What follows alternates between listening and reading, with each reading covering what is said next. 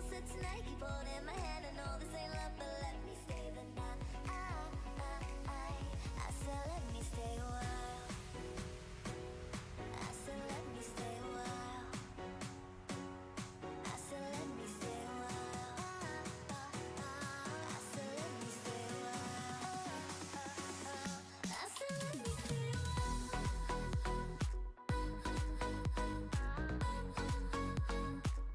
And I said let me stay a while.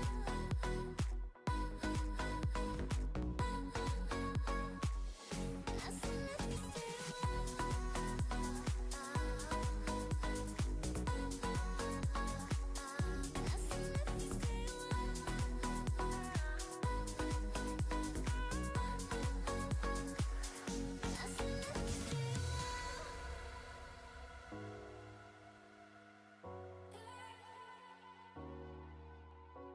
No, no, I don't need a degree to know this ain't love at first sight. 'Cause I know how this works, I got my ABCs right. Oh, so let's play pretend. Say you'll be the one for me. Say you'll be the one for me forever. I know this will end tonight, but you'll be the one for me. Say you'll be the one for me. It's been so long since I got so close to someone. I know this ain't love, but let me stay a while. And pull me closer tonight, keep holding my hand. I know this ain't love, but let me stay the night. I said let me stay a while. I said let me stay a while. I said let me stay a while. I said let me stay a while. I said let me stay a while.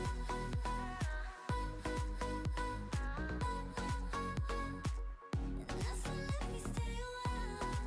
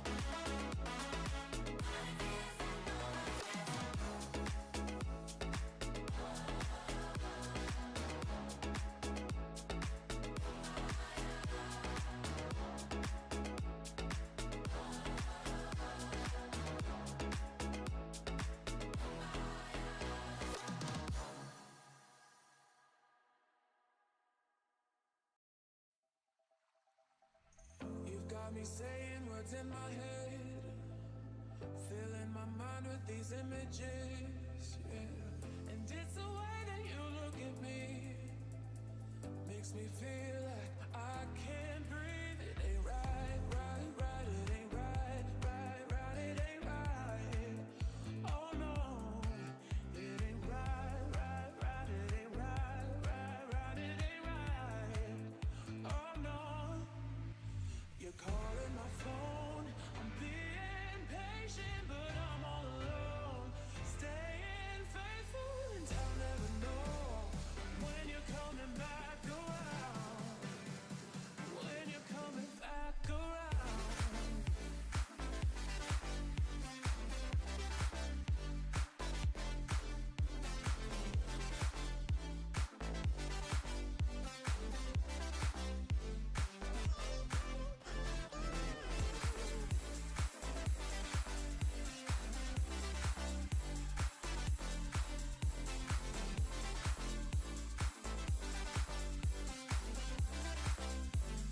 When you're coming back around. You've got me all in my feelings, like I could die without you next to me.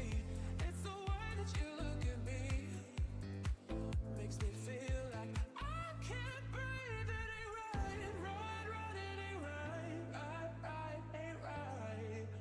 Oh no. It ain't right, right, right. It ain't right, right, right. It ain't right. Oh no. You're calling my phone. I'm being patient, but I'm all alone. Staying faithful and I'll never know when you're coming back around. When you're coming Hello. How many hours in? Not that many.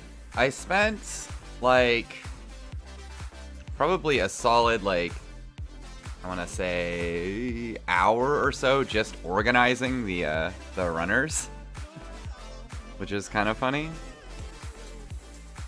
And honestly, the organization I did is not very good. I think it's going to be a real pain in the butt to pull everything out as needed. So, I guess that is what it is. One sec. Messing with the zoom on this thing.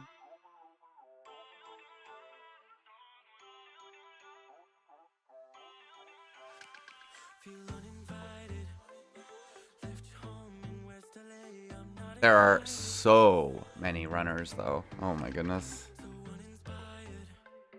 The last perfect grade I built was 15 years ago, I think. And it was the perfect grade strike. And I thought that had a lot of parts. Yeah.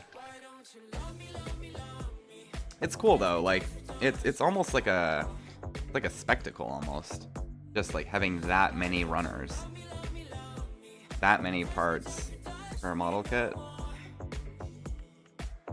Kind of feels like some of those like massive Lego kits or something like that that just have a trillion parts on them.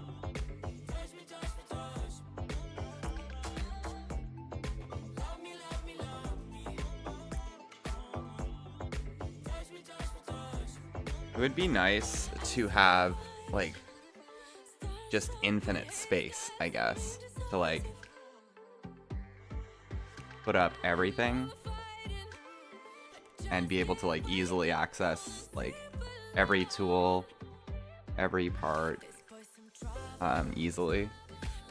I am gonna paint it. I'm gonna regret that as soon as I start, I imagine. But yeah, the plan is to paint it. I've thought about a few ways of doing it. And I'm actually a little bit worried about painting it because a lot of the frame is ABS plastic. And ABS plastic, so like all of these parts like that I'm working on right now, these are all ABS plastic. And they are, ABS plastic doesn't like solvent paints very much. and that's a little bit scary. So what I'm kind of planning on doing is being very, very, I guess we'll call it like careful with what I paint on the frame. I'm definitely not going to paint every part like I often do. Just because I don't want the parts to like break.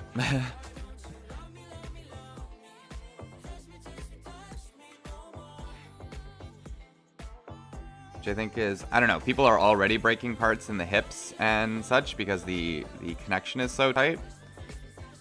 And if you put paint on that, it's even worse.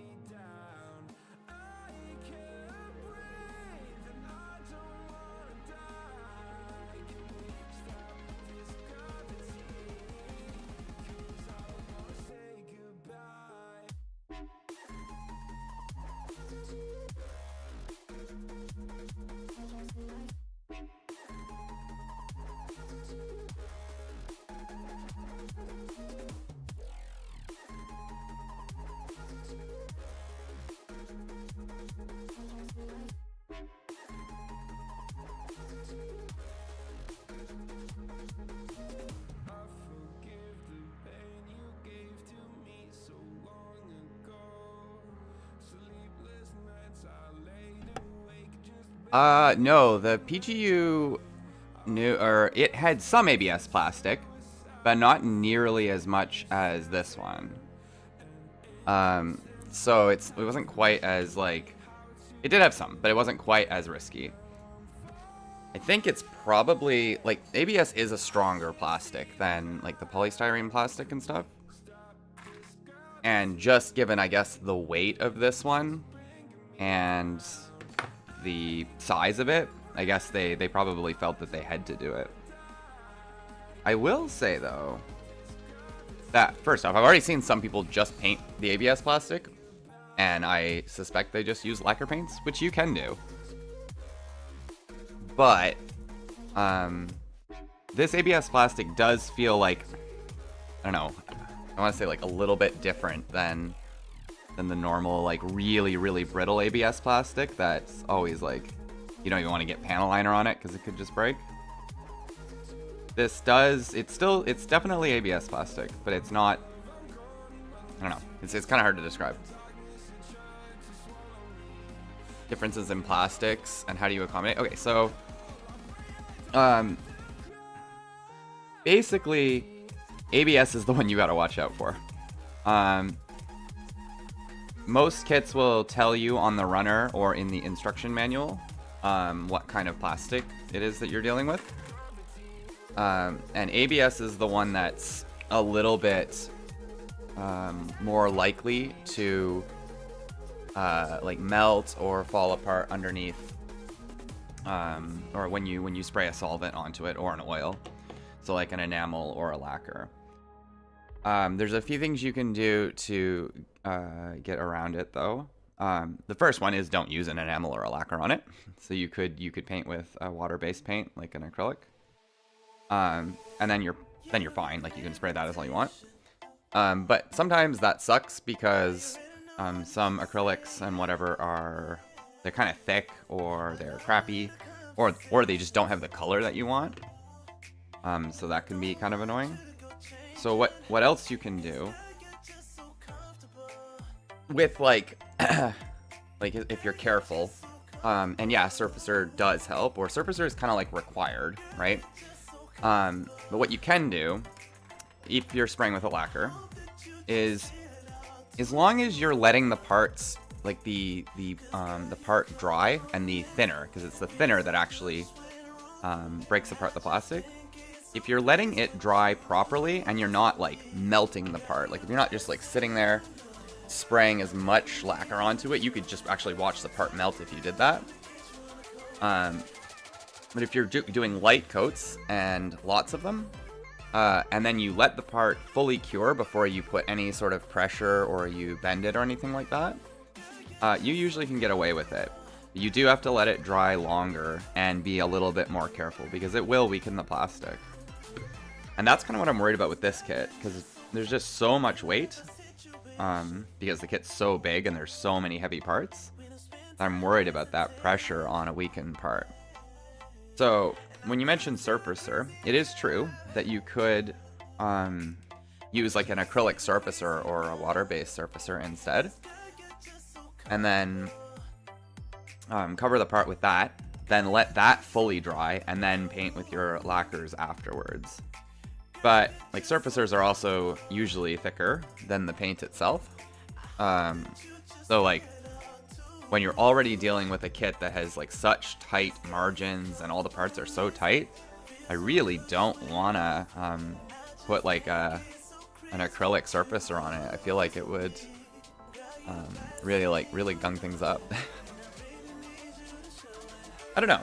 I've seen only a couple painted builds of this so far. Because there's a billion parts, and I imagine it takes a long time for people to paint it. But, like the one that the Madworks guys did, I'm pretty sure they painted the whole frame, or at least the entire visible frame, all with a lacquer. And they were probably just very careful with it. So it probably does work. You just have to, yeah, be careful with your process. This is actually true. It's actually not just ABS plastic that can melt into this too. You can actually do this with polystyrene and some of the other plastics, but it's way less likely.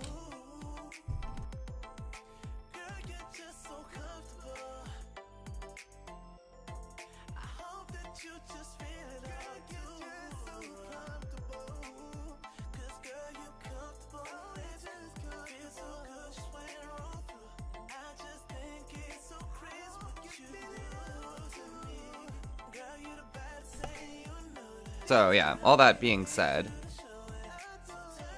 I think my plan is to piece together a lot of the frame, and then only partial paint it, like paint the parts that are visible and not the inner parts or anything like that.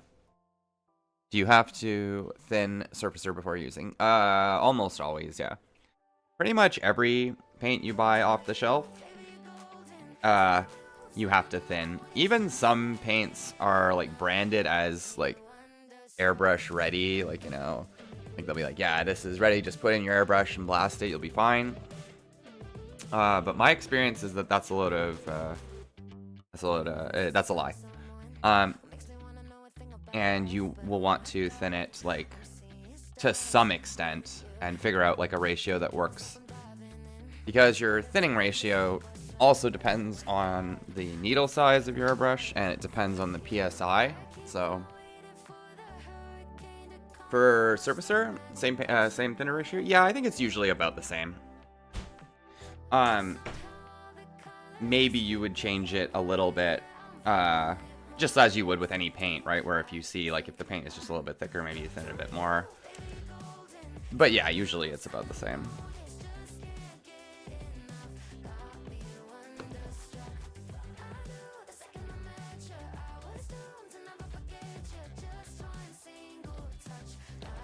I think for almost all the thinners I use, or sorry, the surfacers and primers that I have, I just do pretty much 1 to 1.5, maybe 1 to 2, but Usually don't mind if your surfacer goes on a little bit heavier, especially if you're trying to fill like micro like cracks or from your like, sanding. Purpose of different color surfacers, and do I have a go-to surfacer color? Okay, so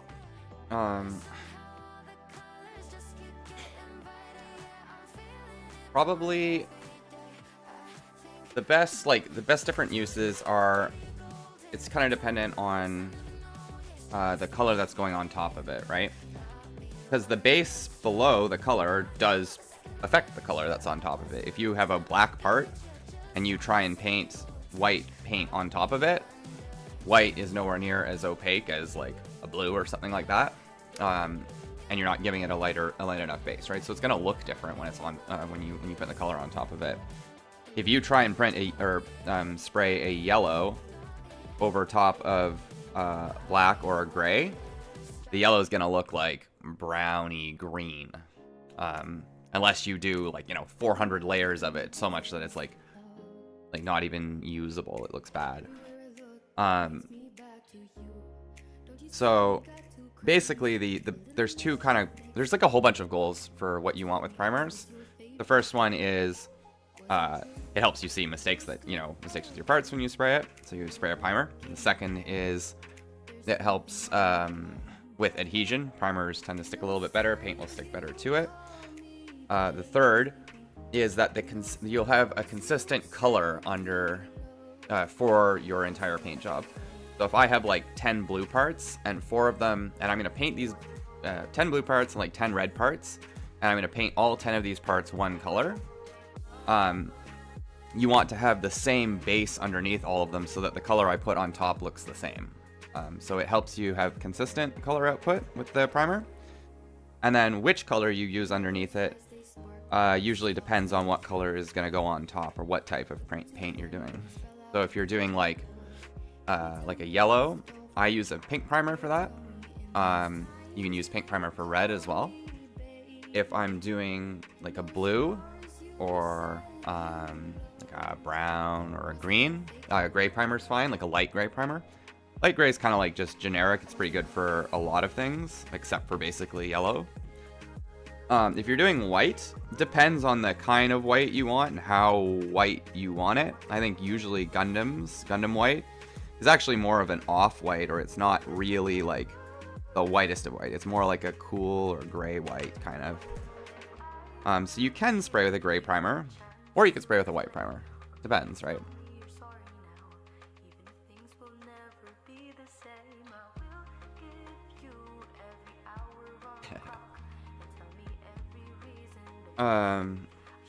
How I build, it's the same as everyone else. You clip out 100 million parts, and then you sand them, and then you put them together, and you repeat forever.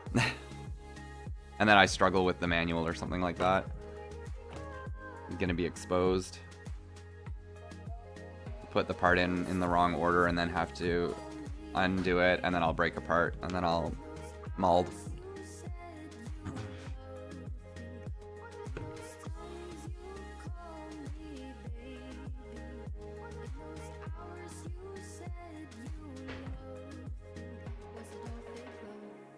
But yeah, on the primers, yeah, like you could play around with it. But I use like the light gray 1500 surfacer from Mr. Hobby is really, really, really good. I use it for, I don't know, probably like 80% of base coats. And then I'll use like a black if I'm doing a metallic. You can get gloss primers too. Gloss primers are really good for metallics or like chrome or something like really, really shiny.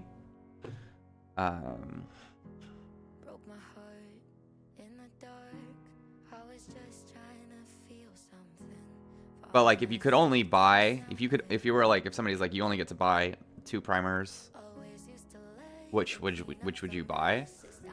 Probably like gray and pink, honestly. That you can do kind of everything with those two. You just maybe save yourself some time or get some cooler effects with other ones.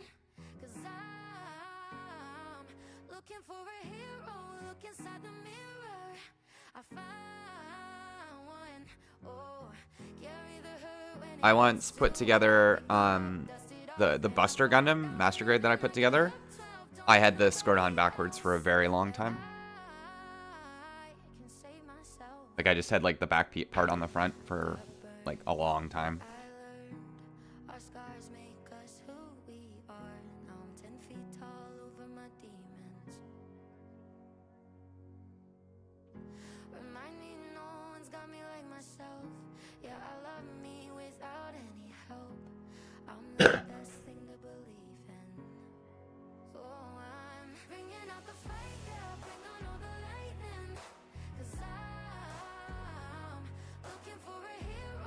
At a build day a little while ago, I saw a guy who had the skirts on a Freedom, like the high grade Freedom, just like completely like backwards.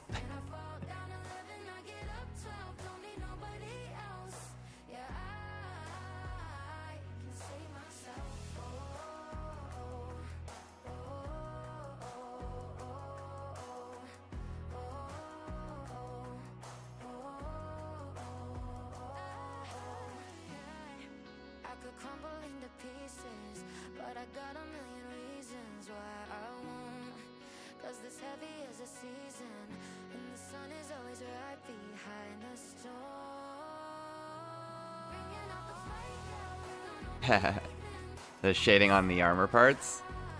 How do you layer and build that color? Yeah, this is probably the single most asked question I've ever had.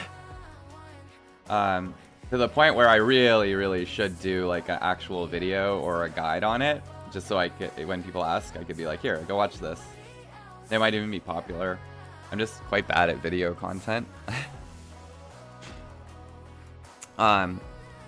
So I'll give you the rundown anyways. I will tell you exactly what I do. But I think sometimes it's a lot easier to show that kind of thing, so I really should do a proper tutorial on it. Oh, for the question on build days, I'm gonna go to the one on Wednesday, I think. I can't go to the one on Friday though. It's my birthday. Okay, give me 30 seconds.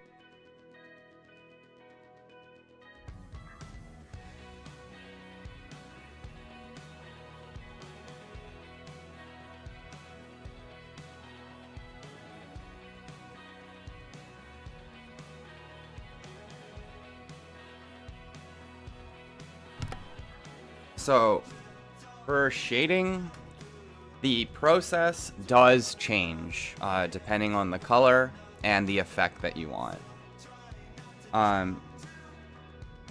So, if you want like a really strong, like super visible, like transition or like separation, you do a slightly or you do a different method. And then also, depending on the color you're doing, you might do pre-shading, you might do post-shading, and you might do something called highlighting.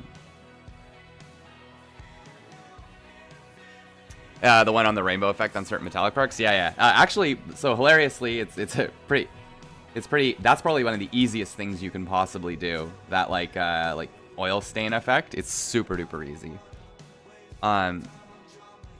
But for shading, so as example, if I want to shade a white part, we'll do that, or I'll talk about that one first. You want to, I will like prime a part usually with the light gray, and then I would take a part, and as an example, so I'll just kind of see if I can get this to focus properly. Okay, look at my hand. Focus. Why do you not focus? Okay, there we go. So if you had a white part like this, you don't lose focus. Stay. Okay. And you wanted to shade this, you would prime it in gray, and then where around all of the edges, right? So along here, in the corners and such, I'll thin my paints a lot, usually like 1 to 3 or so, and then with a medium gray, I'll use very low PSI, and I'll spray and fill those edges and the corners. So I'll spray along it. It's going to look a little weird because you're not going to be able to spray a perfect line or anything like that. But you fill it in. And then this is called pre-shading. So you do that, and when it's done, I then take my white paint and I do the same thing. I thin it really, like thin it quite a fair bit, you know, like a 1:3-ish ratio, and also with a low PSI, usually around like 8 or so, somewhere between 7 and 10 PSI, so very low. And you spray in the center of the part. So if I've got a gray outline around here, then in the center of the part, I'll spray a bit of white. And I'll do 1 or 2 passes in each section, depending on how big the part is. So if it's a really big part, you have to do a lot of this, and it's kind of hard to keep the transition smooth.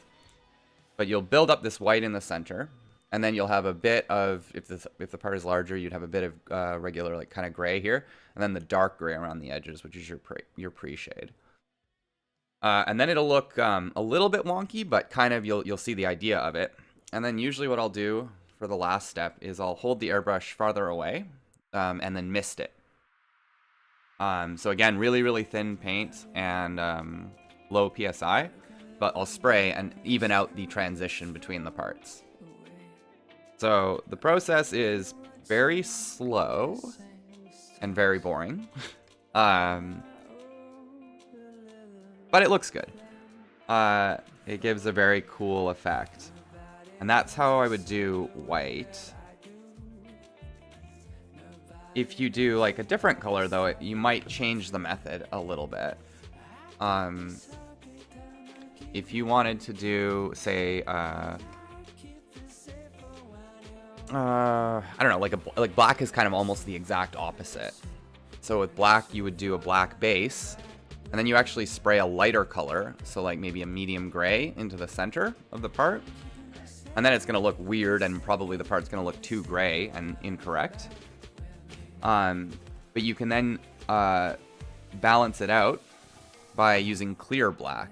This is a tip I actually learned pretty recently. And you can kind of mist the clear black over the area again.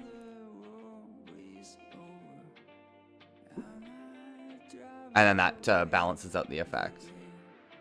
Or if I was doing a yellow part, you wouldn't want to do the pre-shade with a dark gray or a black, because your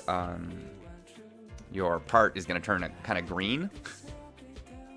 Oh yeah, there's the person who just typed in chat is the person who told me about the clear black trick for shading. So say hi and thank you to him for that tip. It worked out really well. But yeah, if you were doing yellow, the way I would shade yellow or pre-shade yellow is actually with a pink primer, and then I would take an orange, like a deep orange, and kind of spray around the edges the same way I described with the white part. So around the edges, in the like crevices and like cracks, with an orange, and then I would take a white to build the highlights in between it, and then cover it with my yellow or my orange yellow, whatever it might be.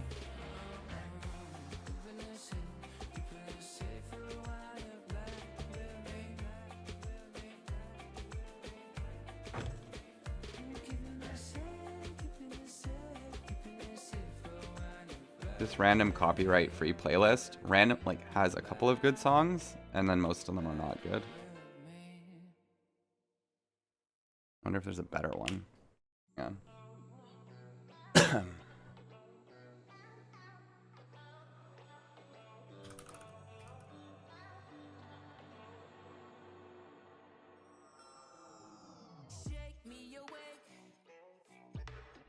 Let's try this.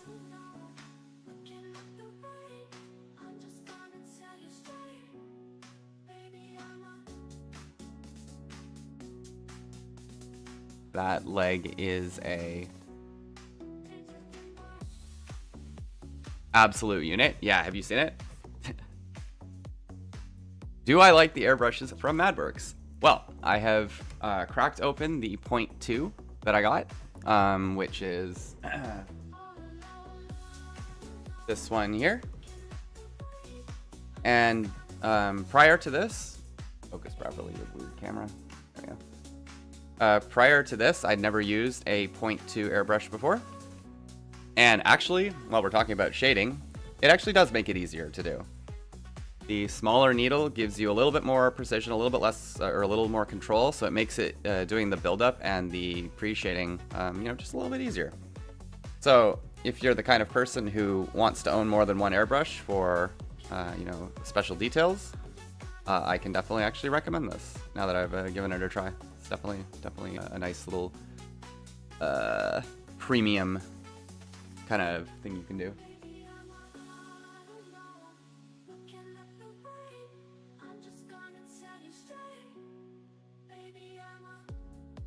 Oop. Now I ruined everything. Ugh.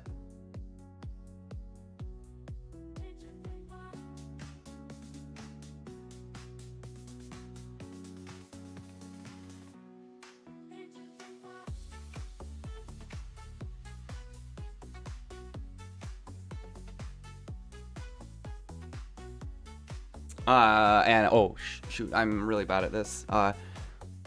You should absolutely go to the link that is, hang on one sec.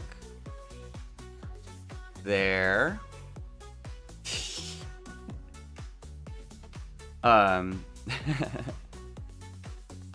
And you can buy one.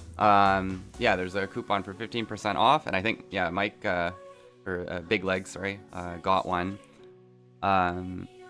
And it's already on sale, and then the coupon stacks with it, which I don't know if it's supposed to, but it does. So you can get one for very, very cheap. And yes, happy birthday. How am I turning? I am turning 37. 37 years young.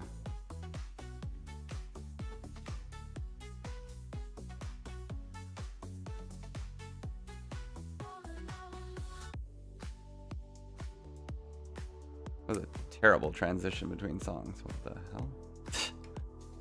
Whatever. Guess that's all you can expect out of the copyright-free playlist.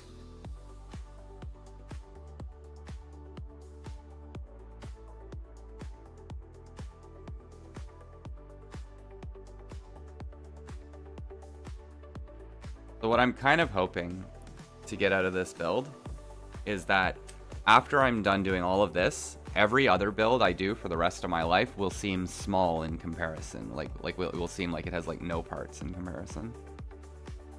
Kind of what I'm hoping.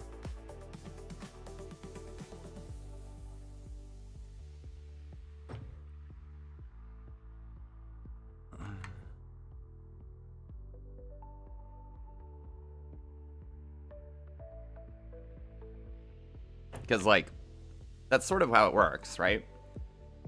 When I first started like painting kits, you do like a high grade, right? And at the end of it, you're like, oh my God, that took so long. I had to build so many parts. Like, I can't believe I finished all of this. I'm never doing that again, right? And then eventually you actually do it again because you're crazy. And so you do another high grade. This time it has more parts, right? And then you finish and you're like, oh my God, that took me like 20 hours. How could anybody spend so much time doing this? Oh, it's so boring. And you kind of work your way up. And nowadays, like if I like paint like a high grade, I'm like, man, there's like no parts in this. It's so easy. And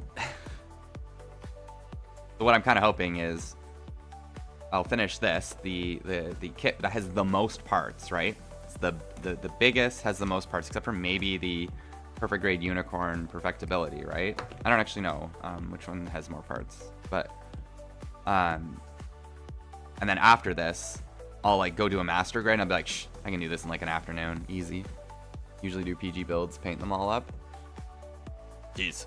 Usually paint PG builds. That is crazy. How long usually does it take you to paint, like to fully paint a perfect grade? I'd be curious. My like guess for this one for me, just based on like the part count and how long it would take me, took me to do like Vidar, for instance, or like Barbados or a master grade. My guess on this to fully paint is about 200 hours. That's my guess. could be probably a bit longer. Just 200 hours for the paint.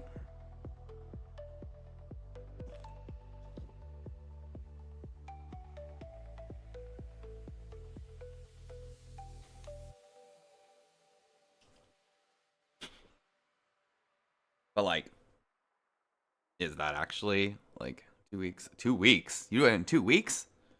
2 weeks? Damn. I feel like that's like, fast. I guess like, I don't know. I guess it depends on like how many hours per day of those 2 weeks you're working. So is it like 2 weeks, 12 hours a day, or is it 2 weeks like? Usually when I get to like, I'm pretty slow at like clipping out parts and like that sort of thing. And then I'm pretty slow when I'm like putting like parts on their pegs and getting them primed. I'm like, oh man, this is like boring. I don't want to do this. It's like not interesting. But then when I get to start painting them, usually when I start doing the color, I'll like see the parts coming together and I'm like, ooh, hang on a minute here now. This is looking pretty good, right? And then I get excited and I'm like, oh, I can't wait to like put this together. And then with that excitement, I start to like no life it, right? So like over the Christmas holiday, I like, you know, clipped out the Barbados parts and got them all ready, you know, leading up to Christmas. And then we had our holiday break, so I didn't have to go to work. And I probably, like, I think, like, the paint was, like, you know, 60 or 70 hours, right? Or something like that. And I think I did that all in, like 3 or 4 days. Yeah, it had to be a little bit more than that. I did it all in, like, in about a week, right? So working, you know, 10 hours a day, just, like, cramping out, like, sitting in my like chair with like poor posture and just like airbrushing in my self carpal tunnel the whole time. But I did get it done. I felt terrible at the end. PG I did was the monument repair. Yeah, I believe that. That thing looks sick though. That's the tall geese one, right? Yeah, no lifing. Yeah, I don't know. You just like, at first you're like, this is boring. I don't like it. And then you like get into the zone, and then you're like, all right, let's get this boy done. Speaking of, I'm at the part where I can fit these together. Go with the other leg parts. Like, oh man, like the parts, honestly, the plastic on this thing just looks awesome. Like, it's really, really nice. And these verniers, like, it's so cool. If it'll, yeah, we'll zoom in again. Like, look at this. It's so cool. The verniers are metal, so these are just actually metal parts, so they just clip on. And then there's a clear plastic inside of it, which is really, really nice, and it looks really, really nice. And then like even the chrome plated and then like yellow or gold on top of it is actually like quite nice. Just like a lovely kit.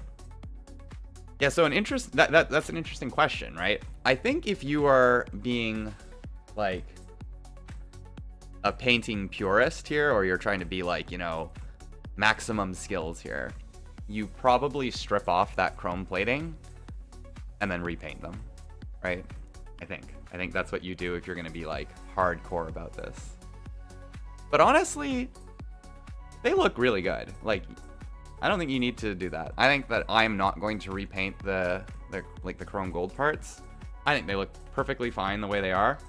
And it's just like a waste of time for something that's not even going to look really any better. But I think if you were like, I don't know, a certain type of person might be like, no, that's cheating. Like, you can't do that. But gunplay is freedom, so you can do whatever you want.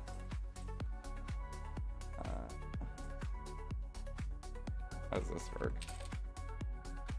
All right, this is the part I'm like I'm a little bit nervous about streaming, because I am actually like extremely bad at putting together the kits.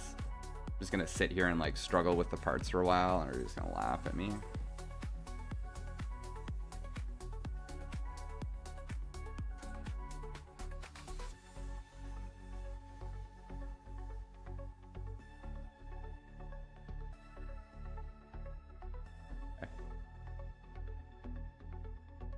that's right. Good.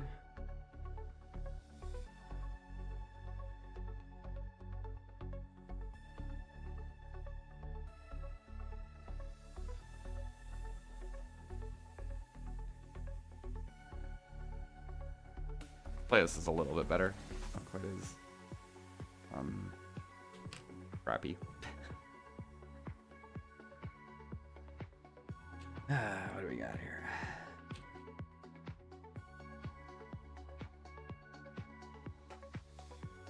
Okay, what part is that?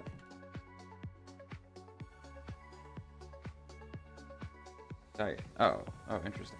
Cool part. Got it. This is a back part. And this is one of these guys. Alright, so it goes on this.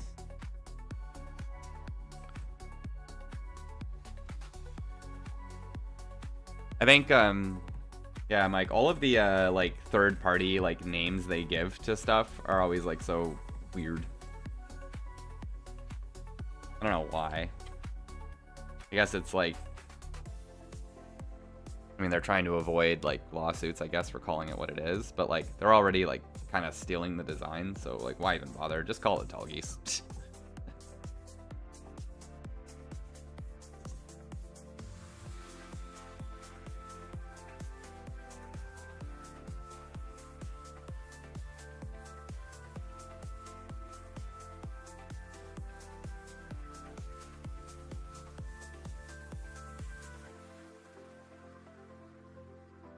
Okay. Got this cool looking part.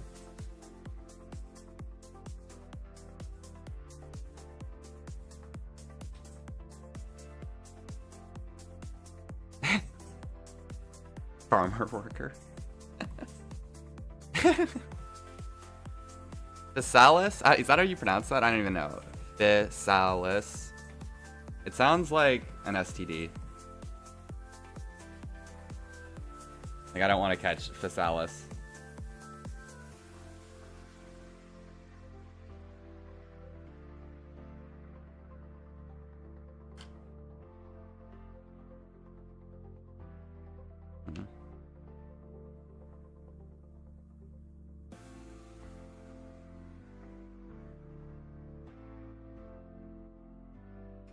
It's high moon.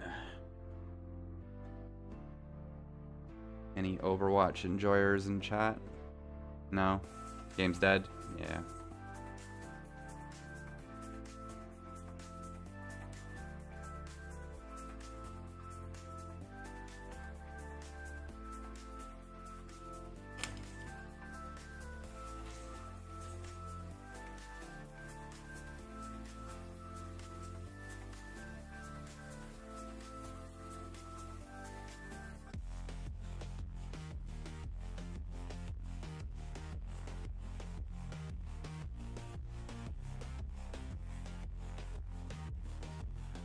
Man, the transitions on this playlist are terrible. That's the worst part. Oh, I think I forgot to... Yeah, I did. That's okay. I'll get it in a sec. Forgot to clip out a couple of parts.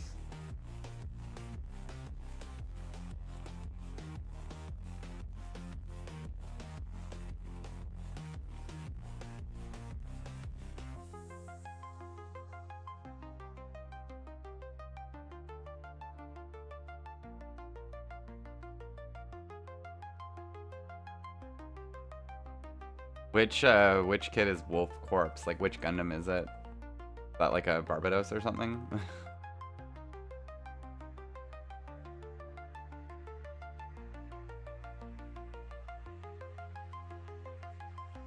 Oh, that's maybe not good. Should probably not do that. Oh, and okay.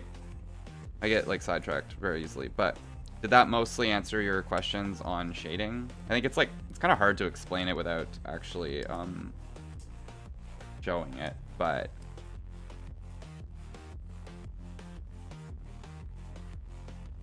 like really, like Mike's or Big Legs also knows a lot about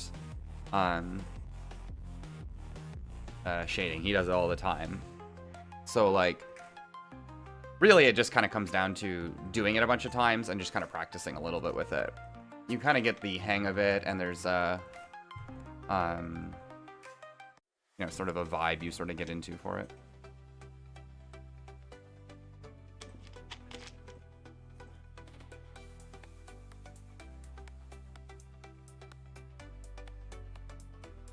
Playlist is also almost over.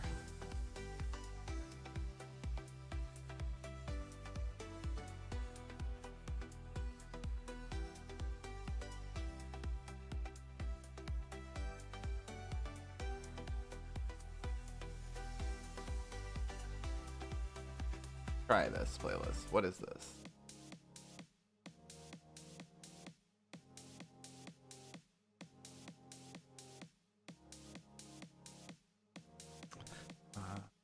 Those gold parts, I forgot to clip out a few.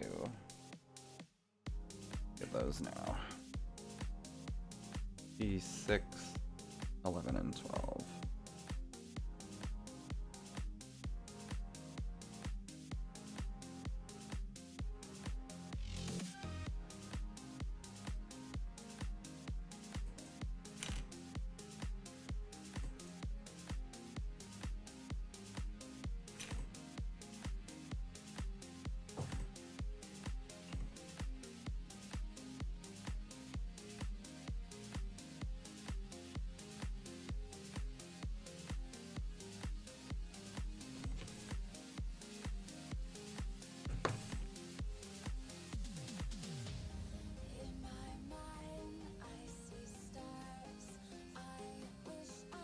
I think you could weather the metallic parts, right?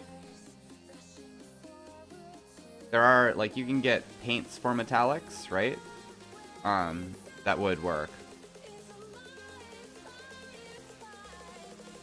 If you, like, really wanted to, you could prime the metallic parts with, like, metallic primer. It's like car paint, basically. And then you could color them with, like, you could put, like, a different paint over top of that. It's a lot of work, but, you know.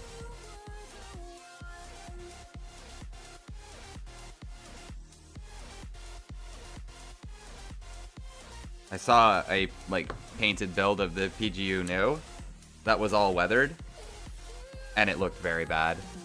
And I was like, oh no, somebody probably spent a lot of time doing this, and it doesn't look good. You hate to see it.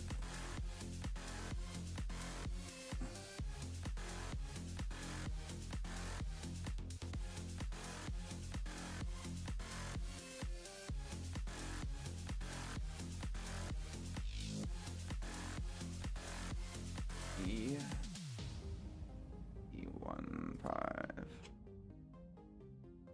XC15 U.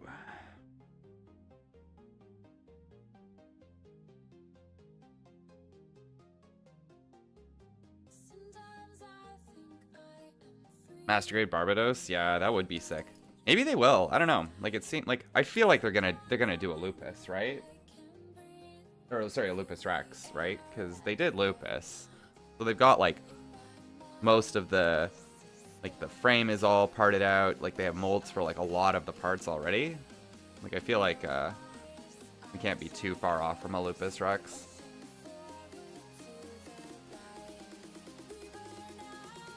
But yeah, very unfortunate to put a lot of money, and like, oh man, weathering just takes so long too. Partly, like, I'm not very good at it, so it takes me even longer, but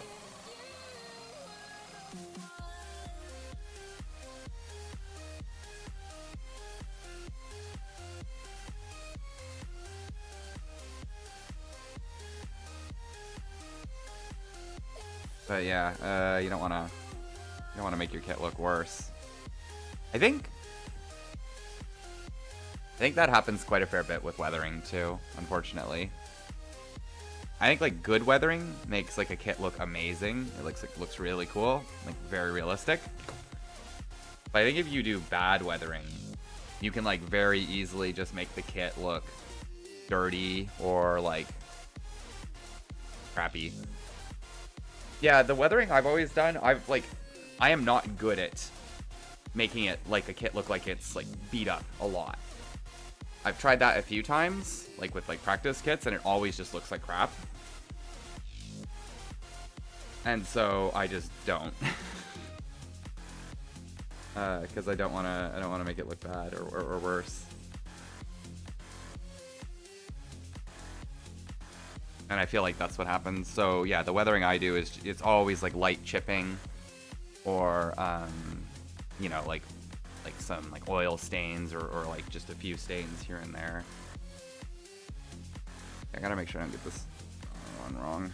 These parts look very similar and there's lots of them, and I bet I could put the wrong one on the wrong place very easily. Let's see here.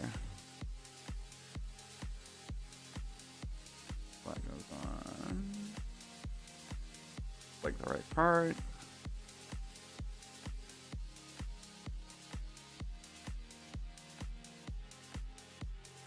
You've got the third-party Barbados? Yeah, I've seen quite a few builds of it. It looks like a monster of a kit. But I haven't watched any reviews or anybody to see if they say like this is like really, really good or really, really bad or not.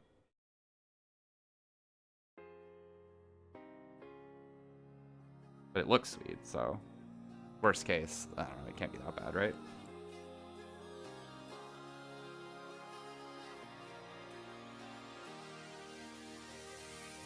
This road's too long, I can't make it on my own steam. But it won't be long, once in a while we're allowed to dream that we're gonna make it through the night. I think that's it. Yep. Nice. Goes there. Now we do it again. Oop.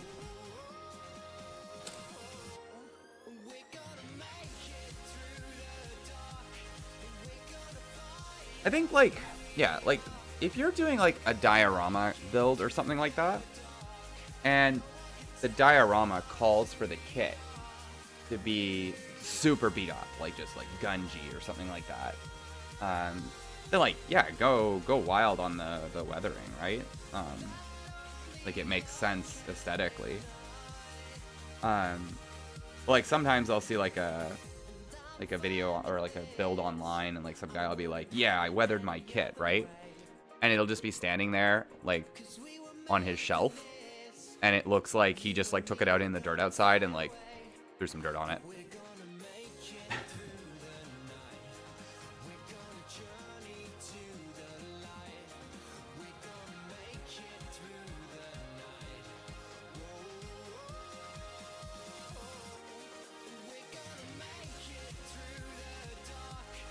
All that being said, again, gunplay is freedom. Doesn't really matter what you do with your kits. If you like your little robot at the end of the day, that's actually all that matters. Far be it from me to be the person who ruins somebody's fun.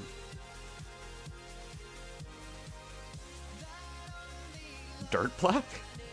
Yeah, pretty much.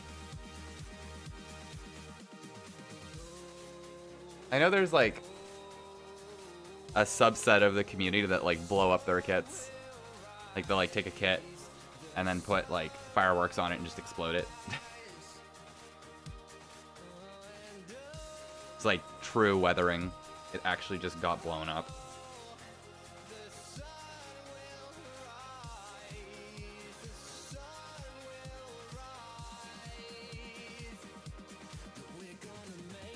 The absolute most realistic weathering. You just like get a gun and you shoot your kit with it. Gunpla. But literally gunpla. Okay, fine. I'll be quiet. I'm sorry.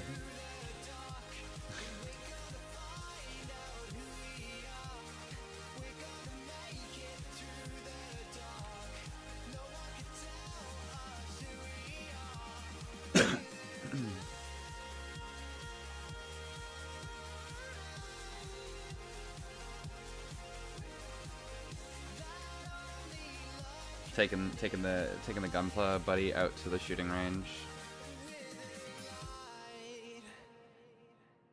I don't know, if we'd fit in, right?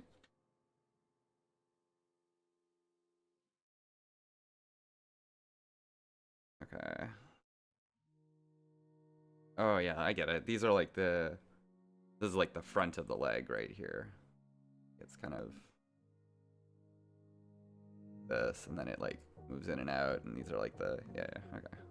I understand what I'm building. I figured it out.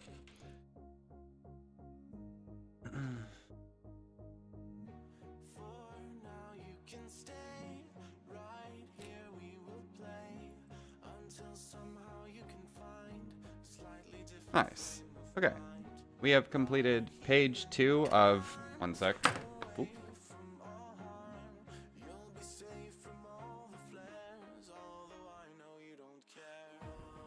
101. Page 2 of 101. Sorry, 100 and... Excuse me. 105. 105 pages. And I guess this is not page 1. It's actually page 21. But that's because that's kind of where we started. Oh my goodness.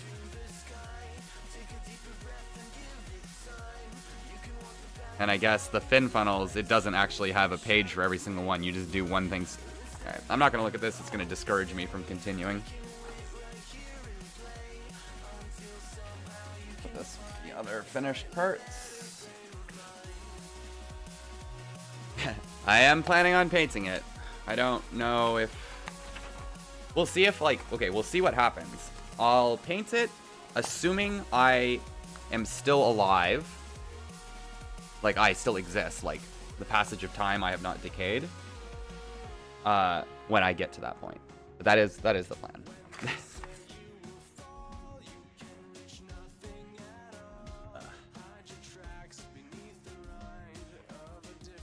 Okay, so now we gotta clip out some more parts. And we need to start with the XE parts.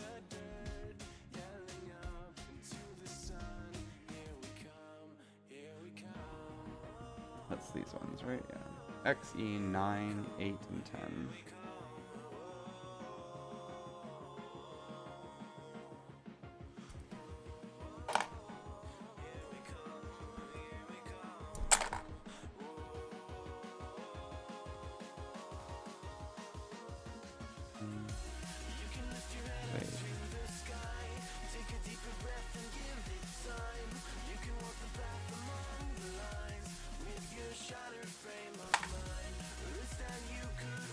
And then that is it for X.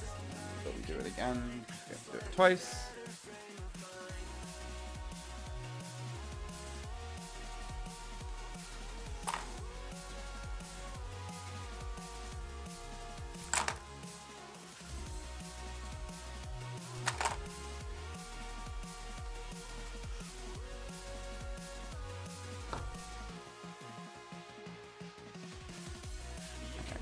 Now we need parts from F.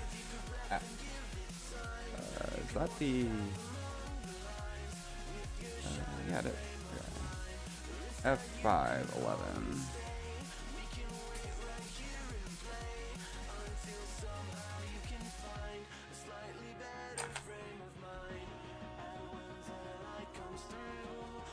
There's supposed to be 2 of these. That might still be in the box somewhere. Yes, I think it is. Bear with me one moment. I gotta go grab a runner from the giant box. When you lift your head up to the sky, take a deeper breath and give it time. You can walk the path among the lines, but always know that you'll be safe. I'll be here throughout your days. Come find me and we will play.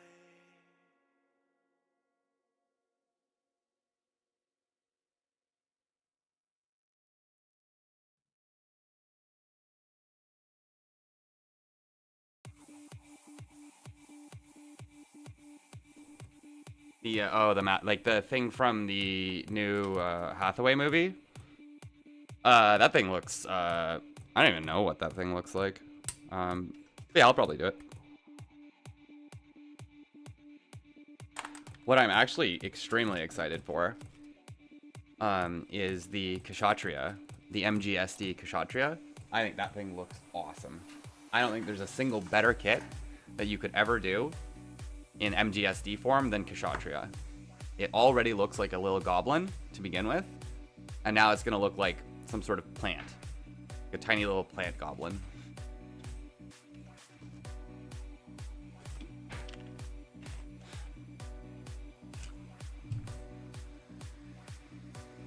And like, depending on how long this kit takes me to do, like, the next kit I do might be the MGSD Kshatriya. I don't actually know when it's supposed to come out. I think it comes out in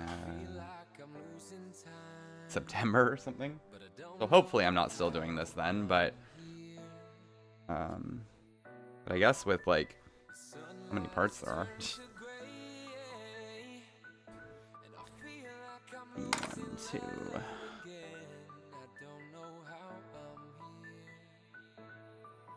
These gold-plated pistons look absolutely sick.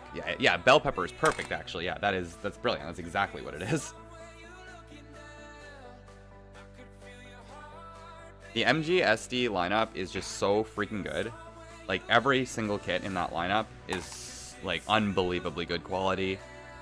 Like, the build is, like, I don't know, super enjoyable to do. And they look a little funny, but, like, it's so good.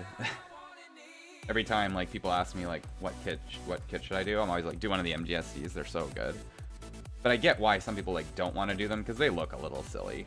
So it's like, I get it. But at the same time, you should do it anyways, because they're so good. XE1. 8. Oh, these are the sweet looking... Oh, these look so cool. This part looks absolutely awesome.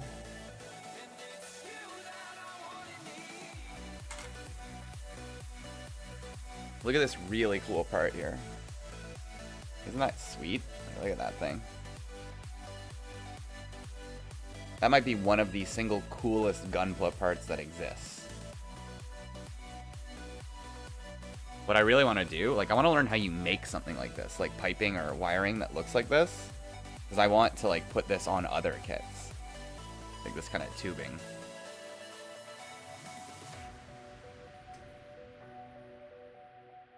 Like a very cool, like, it's probably not even hard. There's probably like some super secret, like, or super easy way of making that. That would just look awesome on other kits. Like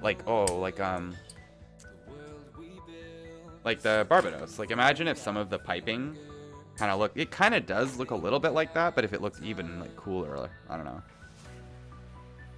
I feel like that'd be sick.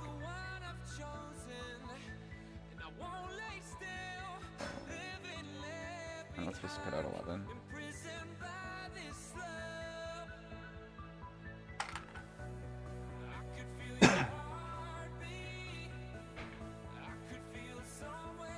Oh, I get it later. Okay. I cut it out now. I'm gonna mark it.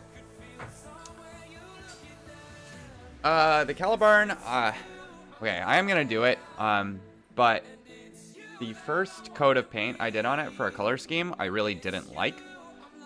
And then I was like, it was very close to this thing being delivered. And to redo it, I was like, ugh, this is gonna be such a bother. So I decided to just put it on hold until this is done. Until I'm, like, at least through this. I at least want to do, like, the snap build and, like, the part setup of all of this. Maybe before I do the painting, I'll go back and do the Caliburn. Maybe. I don't know. We'll like, kind of see. I was like, I was unhappy with how it came out. So I was like, yeah, not gonna waste like my paint almost. Which is actually another thing I'm a little bit worried about. I don't know if I have enough of all the colors I need to do all of this kit. C1.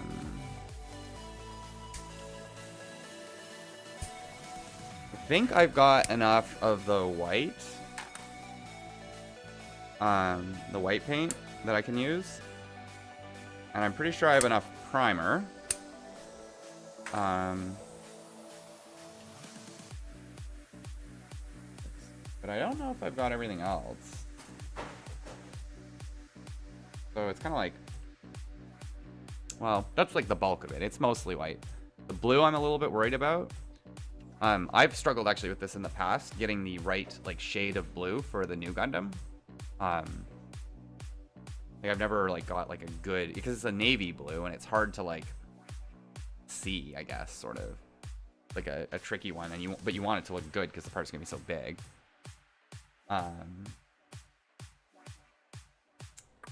Oh, cool. When I get to the bottom of this, I actually have to cut some of that wire. I didn't even take that out of the box. I guess I have to. Has to be 23 millimeters. Cool. Okay, whatever. I'm getting ahead of myself. XC, I need XL.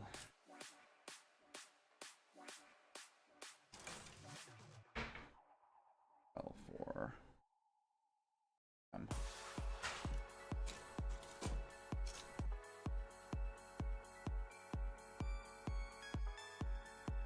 XL4.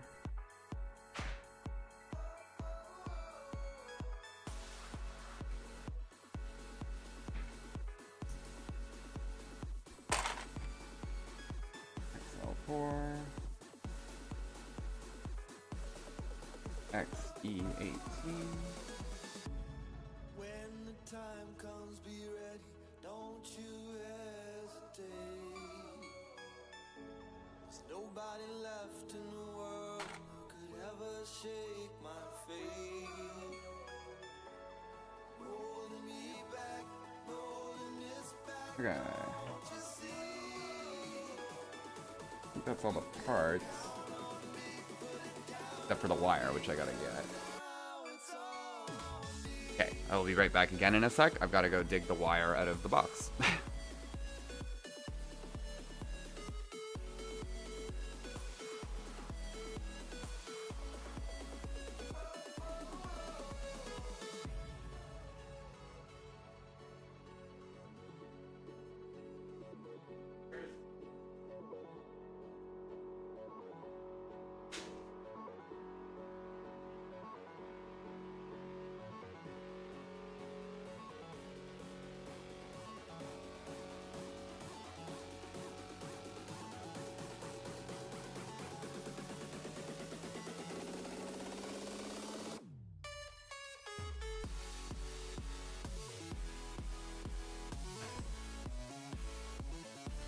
Thanks for the stream and all the answers.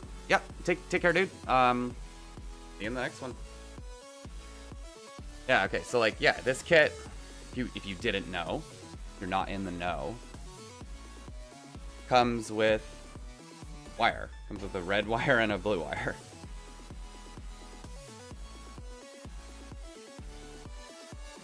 And then it has a little guide in the instruction booklet for like where you cut it.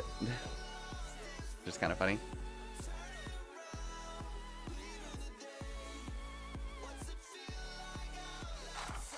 So that's actually like super neat. So, how do I not screw this up? Surely it gives you extra, right? Like surely it wouldn't give you exactly the amount you need.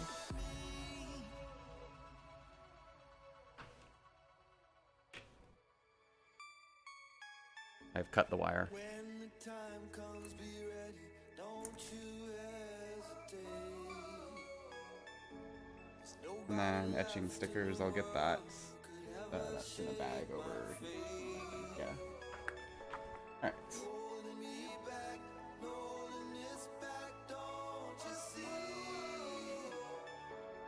You can count on me, put it down on me, 'cause now it's all on me. Alright, let's do it. Cleaning up more parts.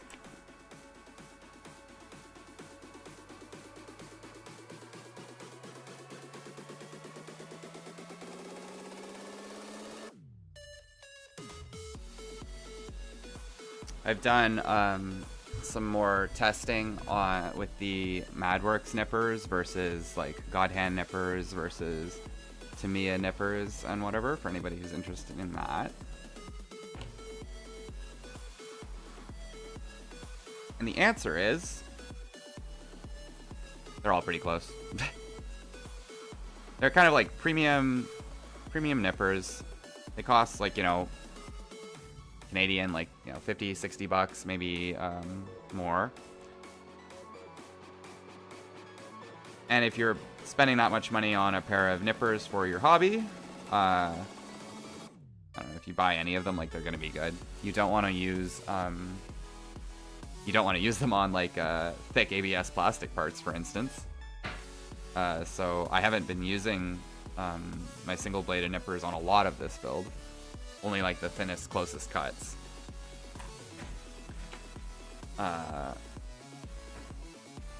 Which is kind of funny.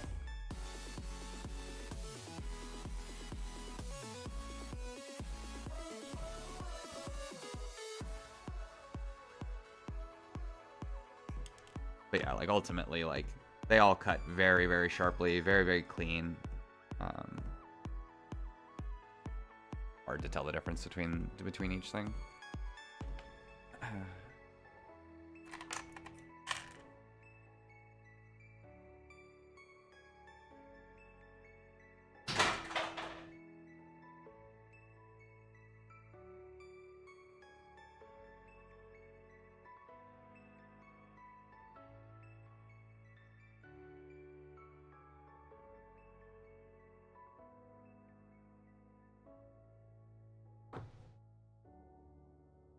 I do feel like this ABS plastic kind of like, it almost cleans up easier than some of the older ABS plastic that I remember.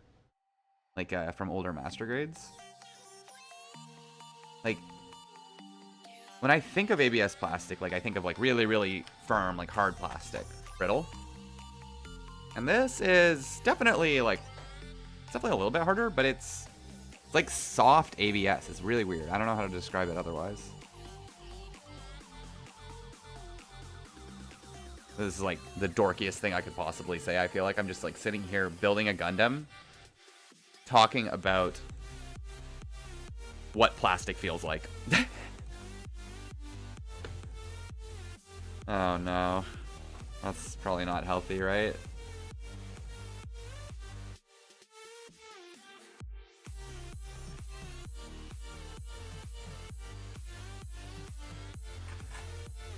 I wonder if there's like a whole like plastic engineers, that's like definitely a thing, right?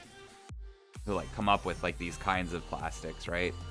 I wonder if they're like in their design sessions, they're like, yeah, this is like the softest ABS plastic we've ever made. And then they lament that nobody will ever notice it. And here I am, like appreciating their work.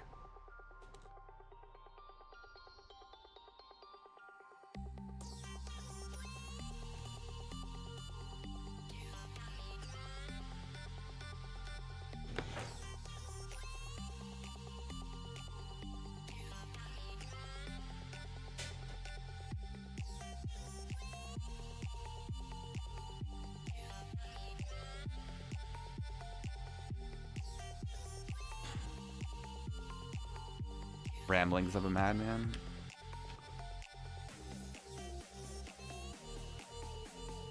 Oh, I read somewhere that on these pistons here, right? Because of the plating that it has, you can see, it marks up, right? And they didn't, for some reason, they didn't undergate this little bit here.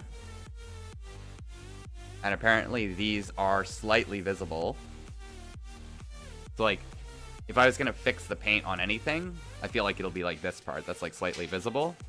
It's like a nub like that will drive me personally crazy for all of my eternity, like all of eternity. Because you can't clean this up like smoothly without repainting it. Oh yeah, that's gross. Absolutely unacceptable. Although I bet if you had like a gold Sharpie, you could probably like do it, boy.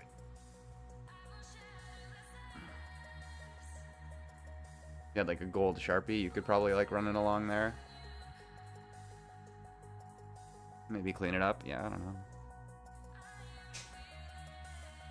They undergated like almost everything else in the kit. Like, why not just why not make this part also undergated?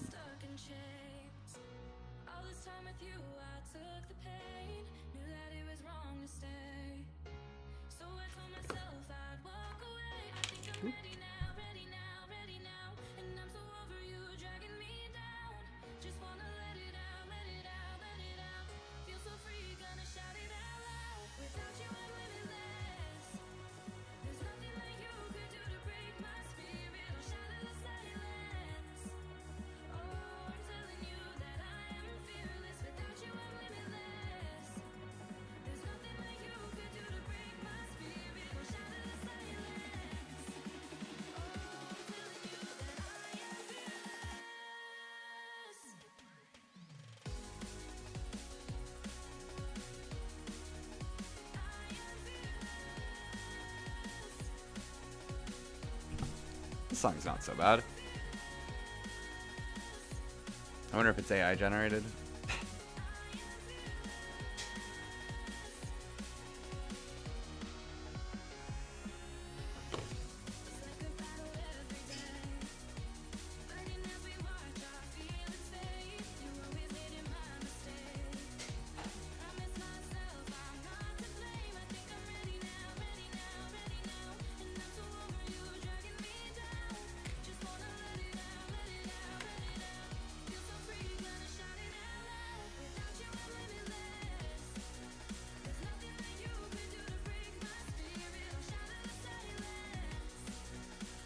I feel like a lot of the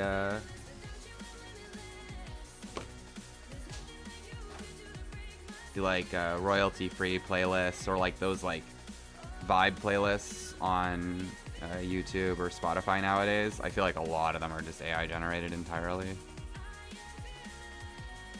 Like relaxing beats to like study to, but it's all AI.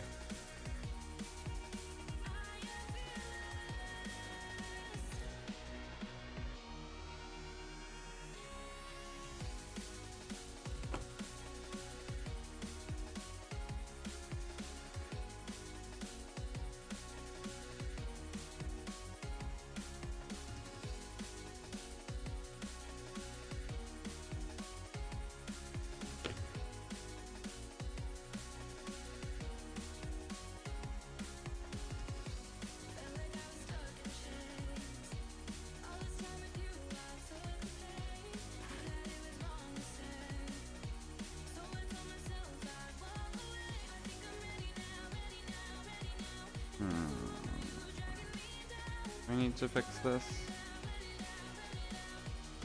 It's a pretty nasty seam line. Then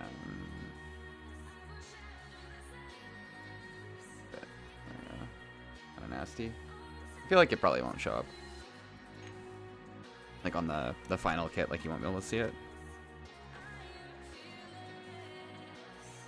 I say that now, and then we'll regret it later. We'll have to take everything apart. I heard from some people who have already completed the build that if you were to try and disassemble the frame after assembling it, you'd probably break something.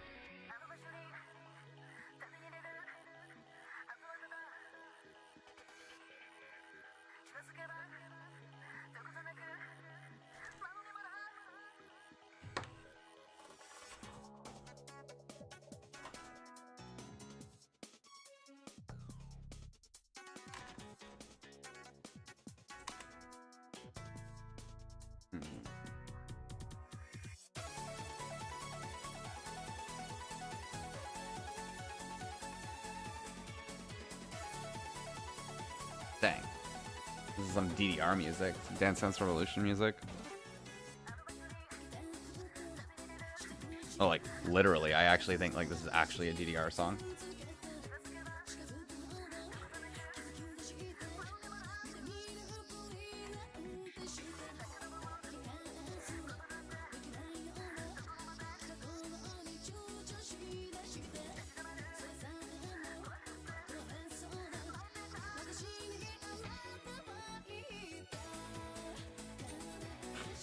Oh, I got to rant about something. A rant about this. This thing that doesn't look all that good. But it was $200 Canadian. Like, ugh. Battery powered, like not even pluggable into anything. LED system that's like, what, 4 little crappy lights. And it's that much money. Actually, highway robbery.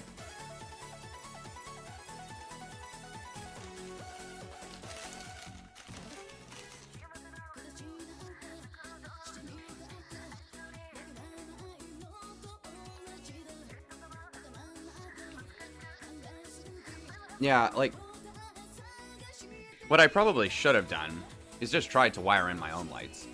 It's not hard to do.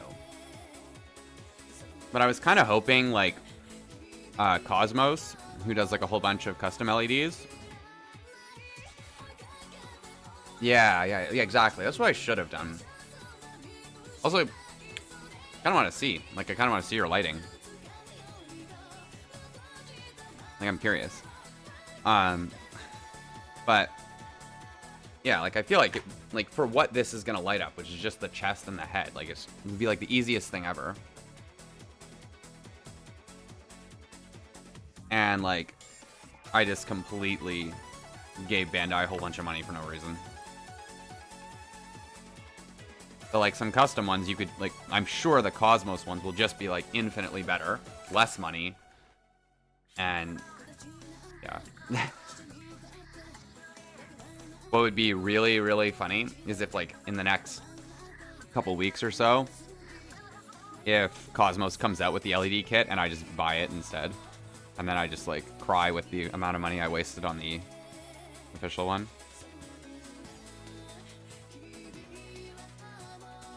But I almost kind of hope it happens, because then at least I'd get good lights.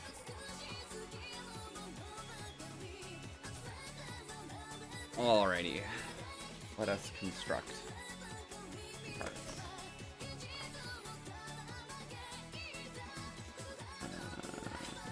You guys. I've started an entire new Ziploc bag. Just for the nubs for this kit. Yeah, Cosmos will definitely have one. I just don't know when.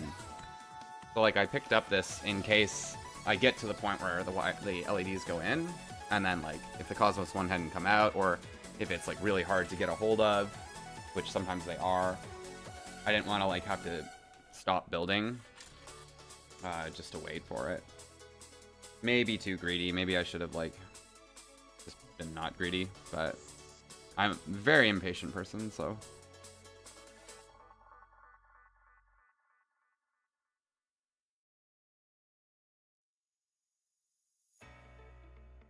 Let's see here.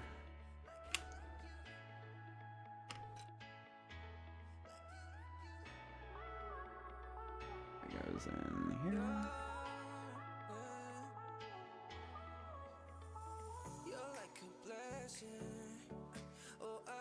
Yeah, like I have a perfect grade Exia in my backlog that I've been meaning to do, and there's no way I would buy the P Bandai lights for it. The Cosmos ones just look like way better,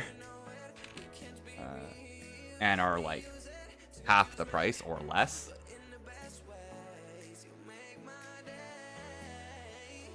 So it kind of seems like a no-brainer.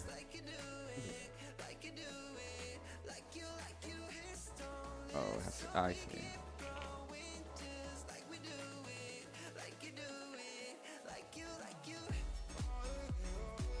Do I see?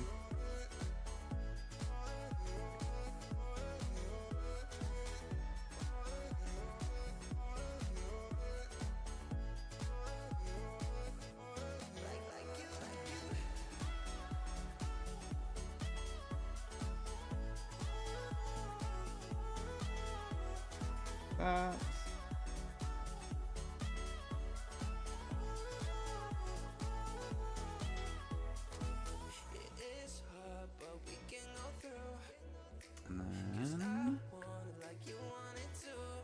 goes goes on like this. Looks like. There we go.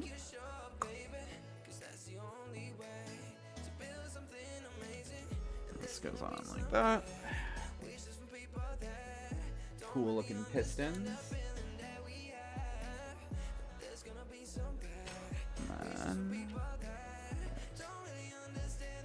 then this guy.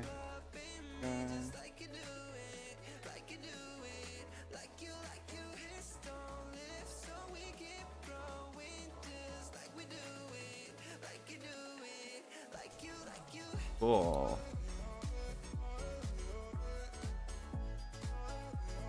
Pretty sweet looking.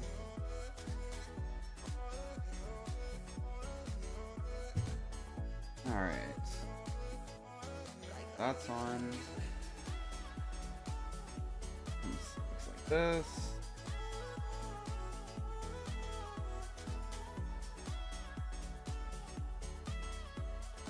Alright.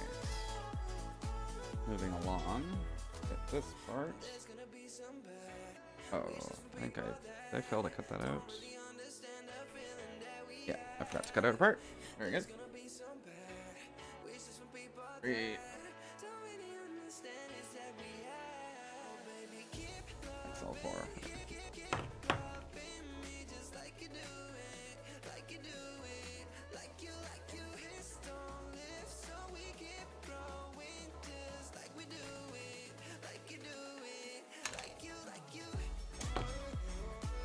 I remember thinking it was weird I didn't cut that out while I was like cutting out the parts, and I should have just gone with my instinct and just cut it out.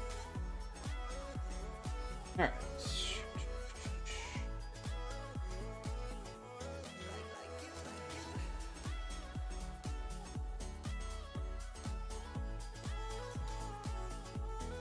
Goes in.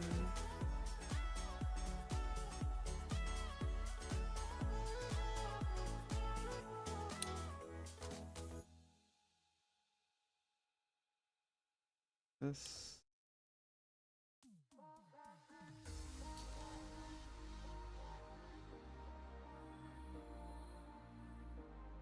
Also locks in like that.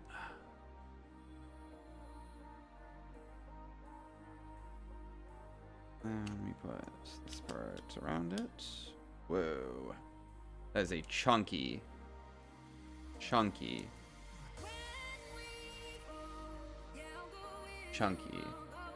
looking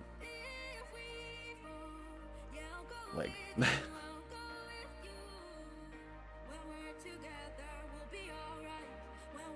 put some cool silver parts around. Okay. Oh yeah, there we go.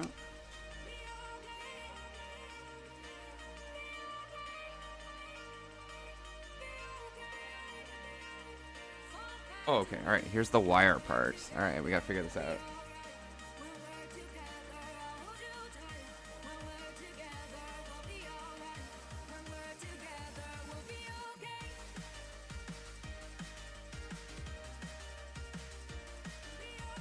You have to like kind of bend the wire, I guess. And then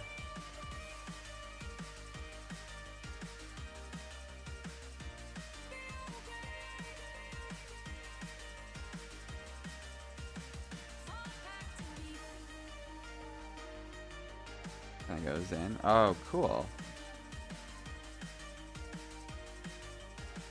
Damn. That's extremely cool. Like, take a look.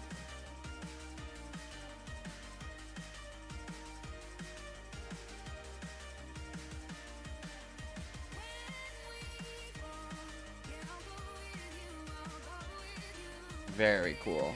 Every kit should do this. I'm gonna start putting little wires in all my kits.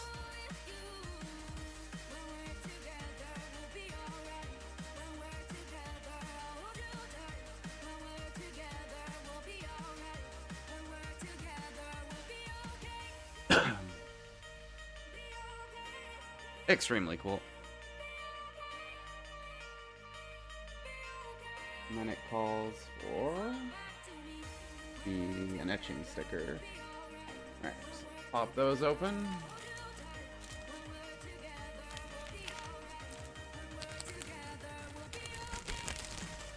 if I remember from the last time I used one of these, or last time I used these on the MGEX Strike Freedom, they were really, really crappy. The adhesive on them was like, it might as well have not had like a lot. Most etching parts just don't have an adhesive, and you just put a little bit of super glue on them. And my feeling is they probably should have just done that on the MGEX Strike Freedom. Just tell the user they have to use a little bit of super glue or like tape or something.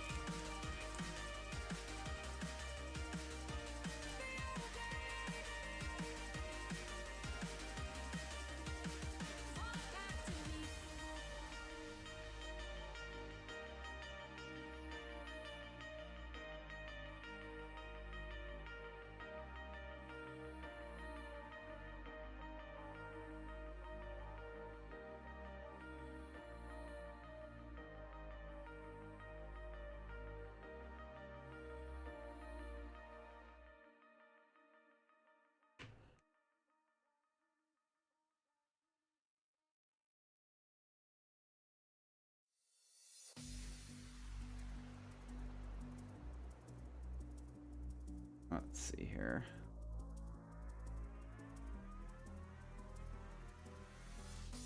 Don't wanna be the only fighter in this battle of the sand. I don't wanna be the lone survivor. All right, the adhesion or the adhesive on this is much better than it was on the old one. This will actually stay in place. That's kind of nice. I don't wanna be the only driver. Settle down today, we'll find a way to run towards what we had made. Take my hand and drive tonight. We'll find a way to bring back sunlight. But looks pretty sweet. We're gonna do the other side in a sec here, but I always just kind of do this one page at a time, so.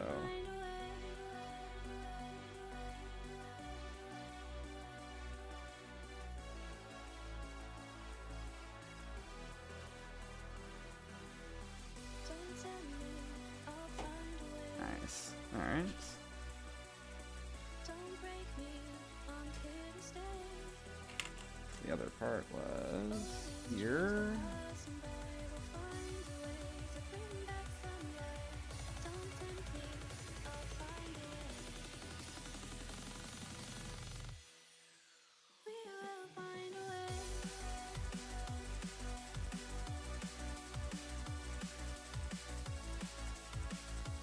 Wait, oops.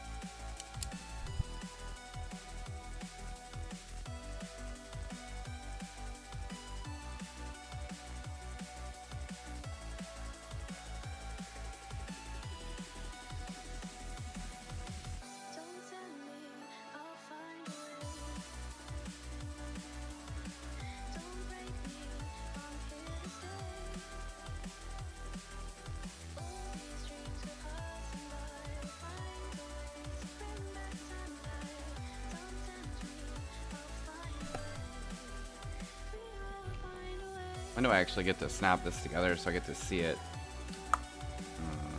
Not for a while. Unfortunate.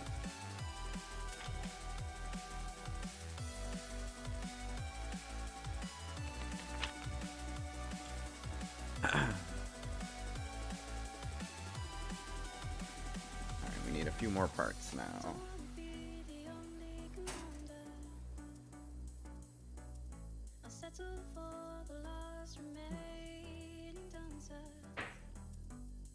Take flight and do what's right. Damage the side of modern life. Don't wanna be the lone survivor. Don't tell me, I'll find a way.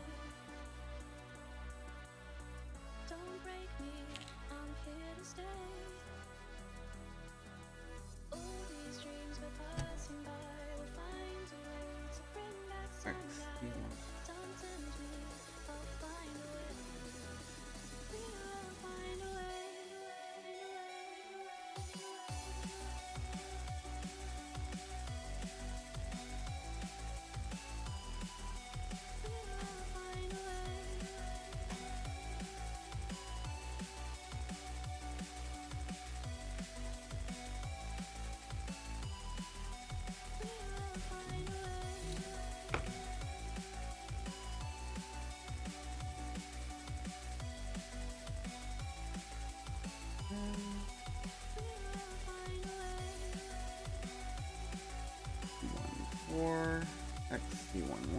6.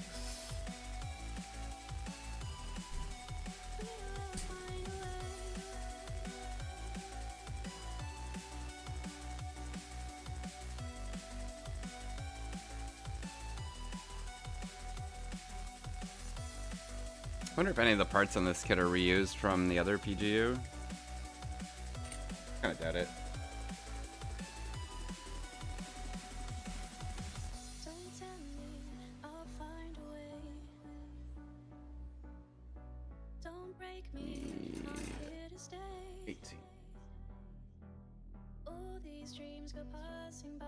We'll find a way to bring back sunlight. Don't tempt me, I'll find a way. We will find a way.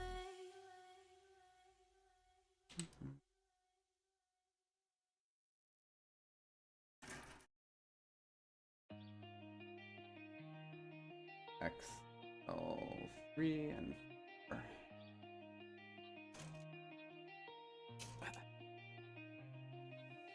Don't say I've had too much. The room surrounds me, I cannot stay in touch. And I know my mind from my body. Don't tell me it's not so. Oh, say it's so easy. Say I'm not worth it. Oh, take me for granted. I'm not perfect.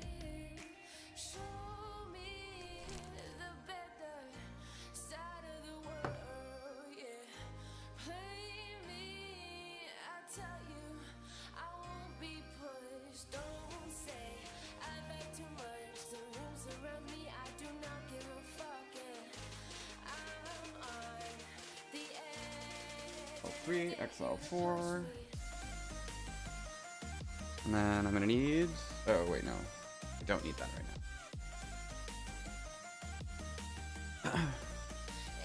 It's actually crazy that in this manual, like, every single little step shows you what part of the build you're doing and has, like, a whole... Like, this is part 7, this is part 6, like, here's where it is, check here to do this. Like, it's crazy. Ain't no high-grade manual. I guess, like, it probably inflates the number of pages. Like, it's got like 100 pages in it, and that would be normally terrifying if it had the detail of like a regular like high grade kit or something, or even a master grade. But since it's gone, like, the instruction booklet is like part of the premium price you paid.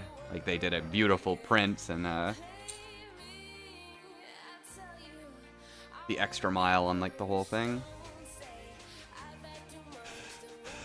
Although I feel like the whole thing should have just been color. Just go real. Like, I wonder how much more money it is to print the entire instruction booklet in color versus like there is color in here, but it's not full color. It's like gray and magenta for like almost all of it, except for like a few color pages. Like, how much, if the PGU is like 800 bucks Canadian base price, right? How much more would they have to charge to get a fully color manual? Like, would it have to be like 50 bucks more a kit? It couldn't be, right?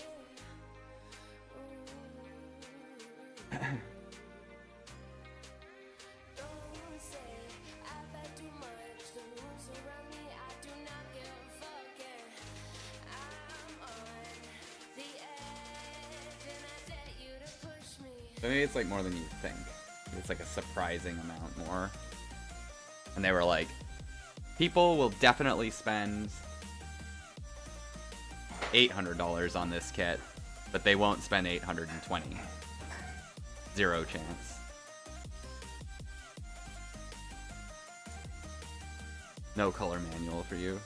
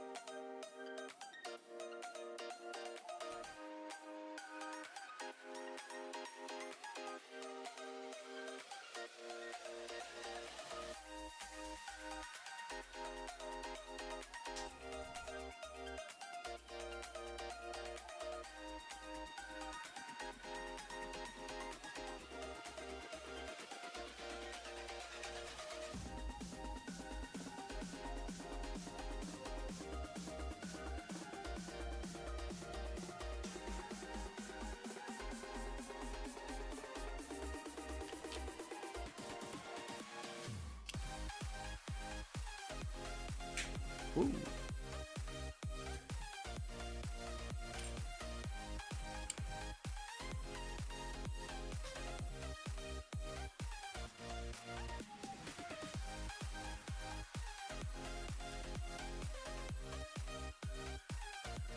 Alright.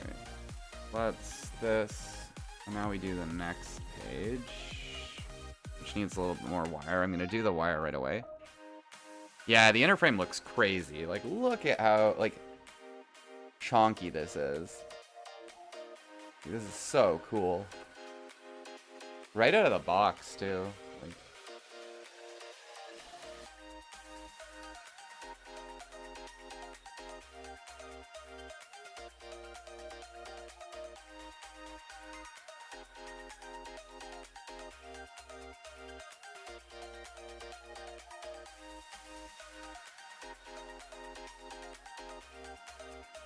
definitely like a kit, like design. Like I feel like if you're not gonna, if you don't want to paint something and you want something to look really freaking awesome, I've always said that the real grades are kind of where you want to be. Like real grades look really, really nice right out of the box, no paint, just like, you know, some panel lining and some decals on them, and they look like really, really, really good.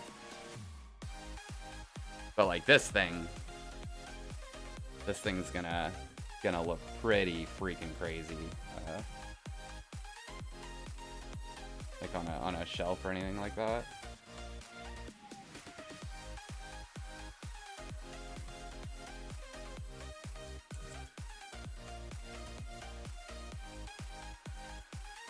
Yeah, this is my other one.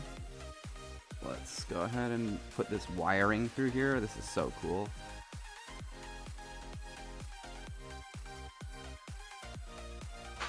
It's giving me ideas for like things to do on like future builds too.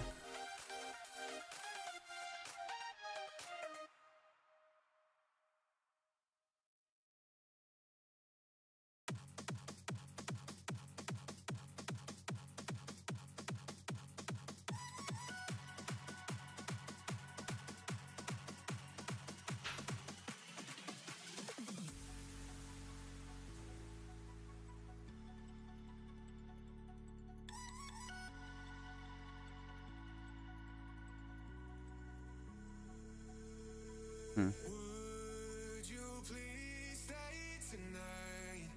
Oh, just until the morning light. Getting the wire just into the right spot is actually kind of tricky. And it's okay if what you want is a breakup. All I really care is that you The name of this is High Peaches like the name of the shirt. Yeah, that's true. It is like quite the like, I guess like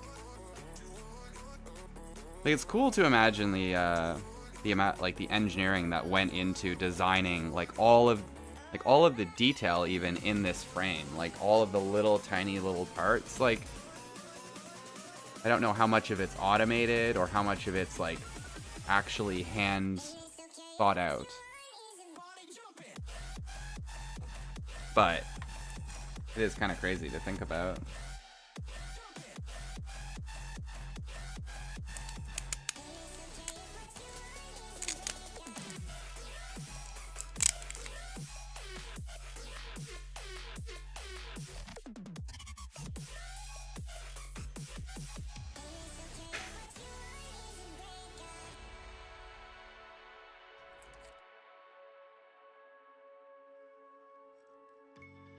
But some nerd definitely put a lot of thought into this one, so that a bunch of other nerds like us can sit here on a Monday night, infinitely clipping out parts, cutting wires, make a little model kit at the end of the day.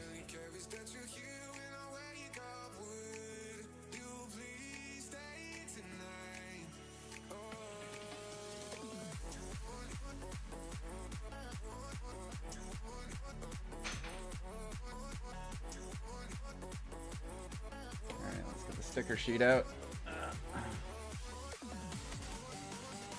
gigantic sticker sheet.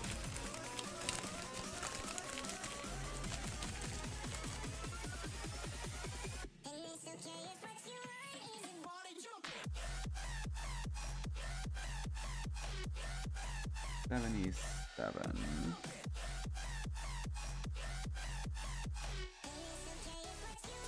Well, these are easy to get. That's nice. Somebody said that the sticker sheet was not difficult to work with. Holy fuck. Are you referring to the detail on the pieces? Because I agree, if so.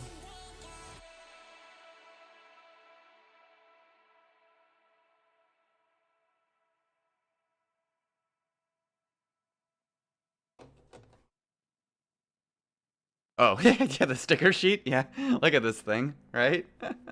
Isn't that ridiculous?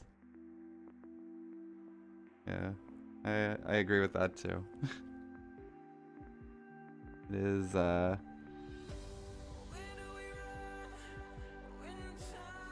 is this song really not copyright? Because I know this song.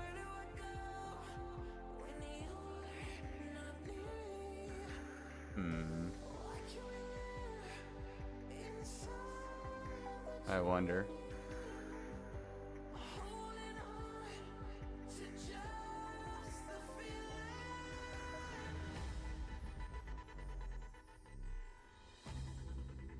Am I gonna get like banned on YouTube for playing this? I might. Or is it maybe like some popular songs are just like have no copyright claim on them?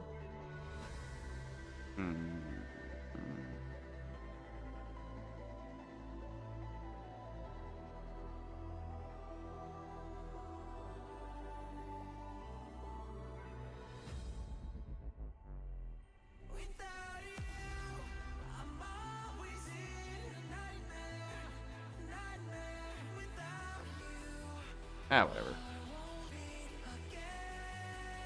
Age 1 PGU? Yeah, right. Pretty sure the only series that get PGUs nowadays are Gundam Seed and UC. Pretty sure.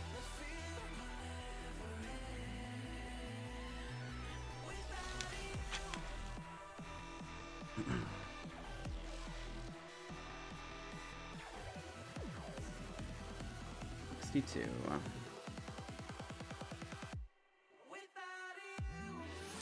Okay, check out this sticker.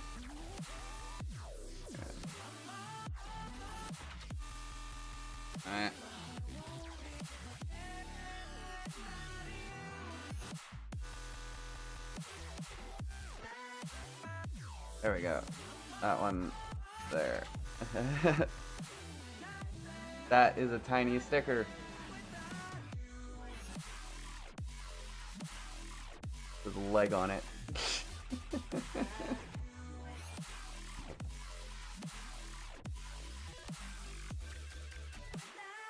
This can't be the best way to have done this.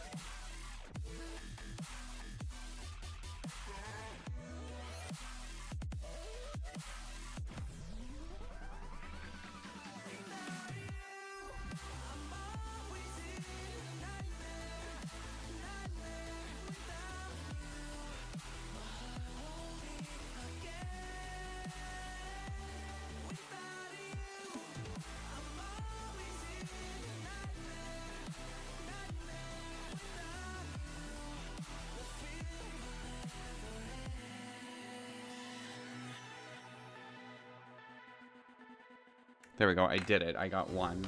One red tiny little sticker.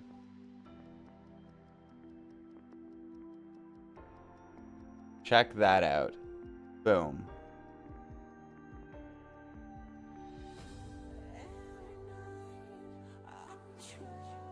Beautiful. Absolutely gorgeous.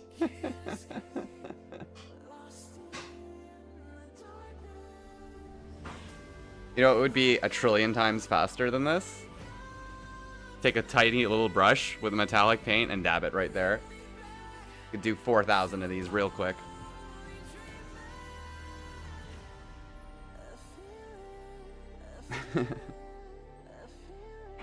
That's so silly.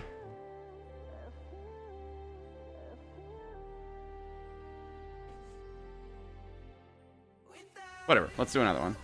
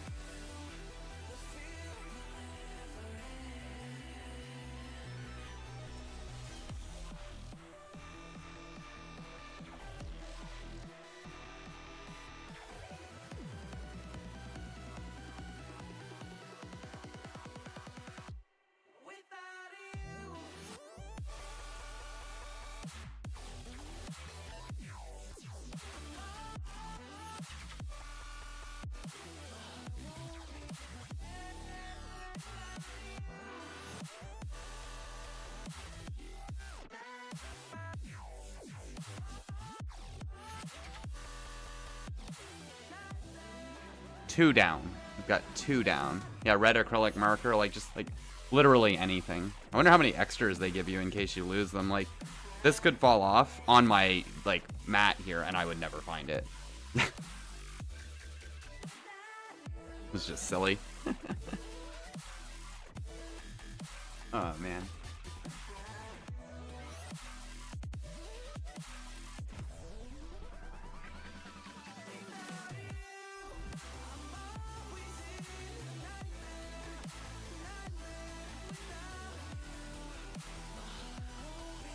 But on the other hand, it's not the PGU experience if you're not doing this, right?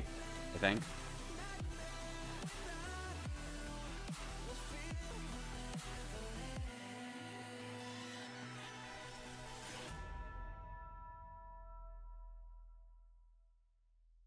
Those memes about like placing the eye sticker. I wonder what they think now.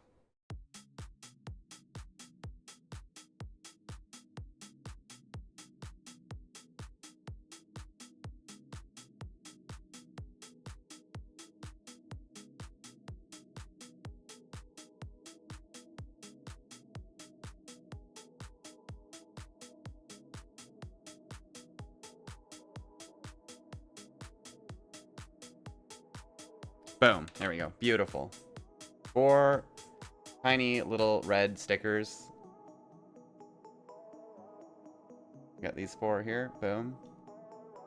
Or these 2 and these 2. There we go. Just perfection.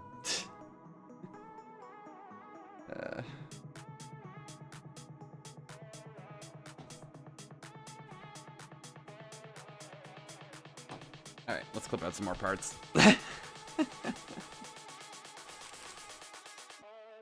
You can go away for now.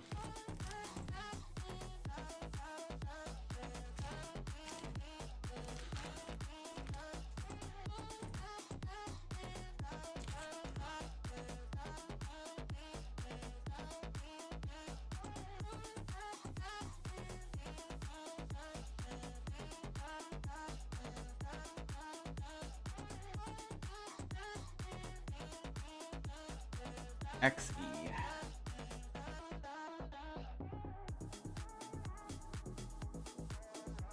XE1.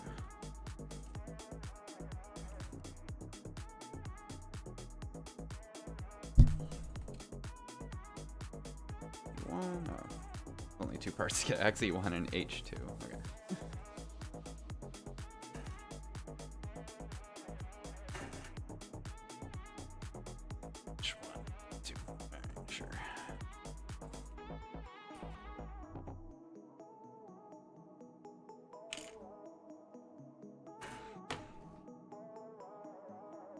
Then I need a little more wire. Like, oh, it's the wire for the. Okay, it's the wire I've already done on the other one, but on the other leg. Okay. Brain, get it together.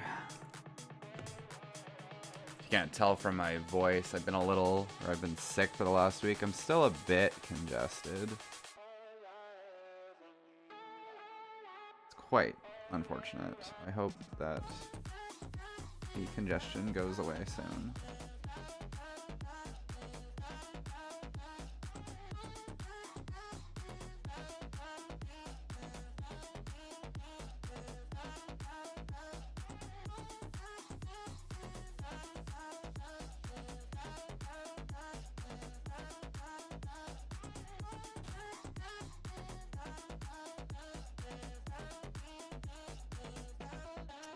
Seems like there's been a cold going around in the area, though.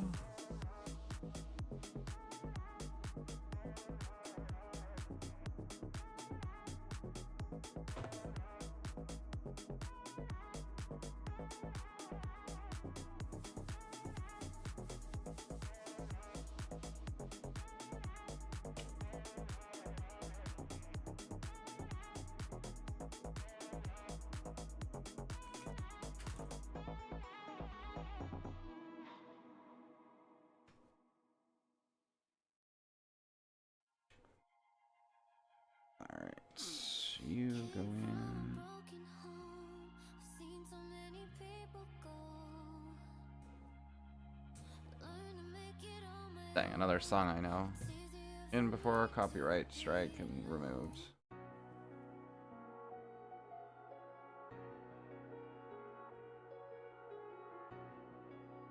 The YouTube police just eliminate me.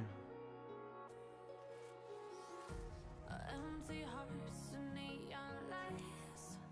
They're playing with my mind. Gotta get out of here tonight. Oh, I wanna One down. run off and fly. And I'll tell myself it's fine to be alone. Just to find somewhere that finally feels like home. Oh, oh, oh. I hate all this overthinking. Oh, oh, oh, oh. The more I swim, the more I'm sinking. Take me to a world of silver. No more heartbreaks, tears, painkillers. Take me somewhere unfamiliar. Bring me back to where we started out. Get me out of now. To where we started out. I really like this wiring detail. It's very, very cool. I wonder if, like, on, like, a normal kit, in some way, you could... Well, okay. I know you can do this. I wonder how hard it would be to, like, route a path to put the wiring in somewhere on it that also didn't look stupid. Adding truth to lies. Gotta get up, stop wasting time. Yeah, I wanna run off and fly. And I'll tell myself it's fine to be alone.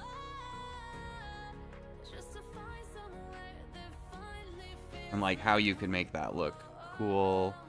Because you probably don't want, like, a whole lot of wire just, like, sticking out on the outside of, like, a regular, like, Gundam kit. But, like, you kind of want, like, it'd be cool if you could see it on the frame, though, on the inside. heartbreaks, tears, painkillers. Take me somewhere unfamiliar. Bring me back to where we started out. Get me out of now. To where we started out. Get me out of now. To where we started out. Alright.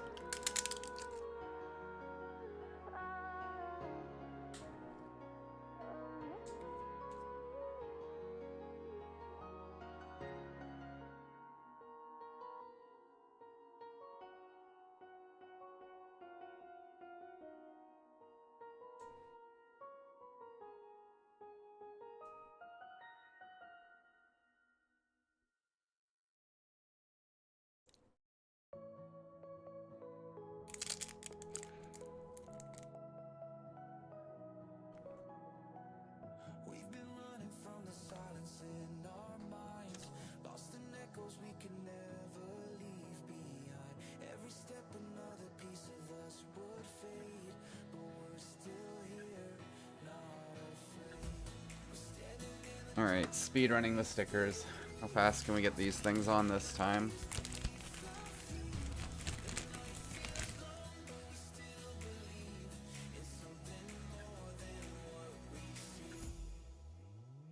I wonder if this is...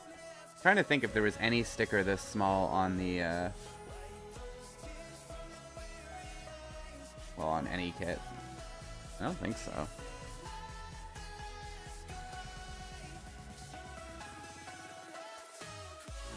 I did some etching part details on like the Buster Master Grade that were really small. These are definitely smaller.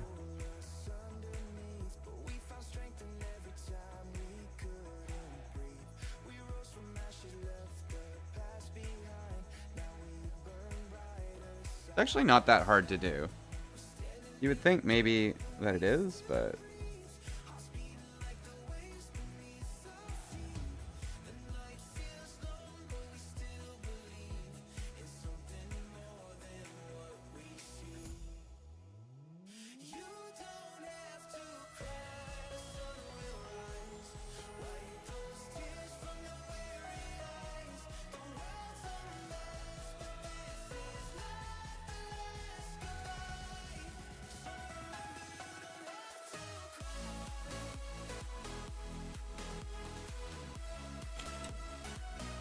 It is, well, not hard, it's just time consuming.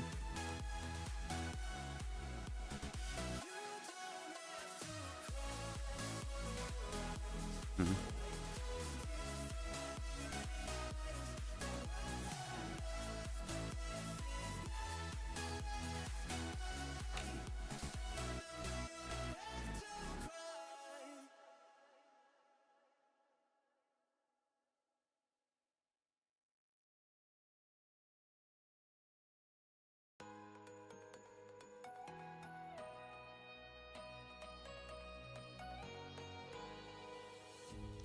City lights, wasted nights, driving down the 101 into the wild.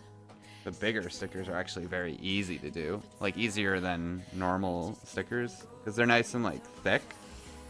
So it's just easy to position them. Ooh. I say that as I drop one.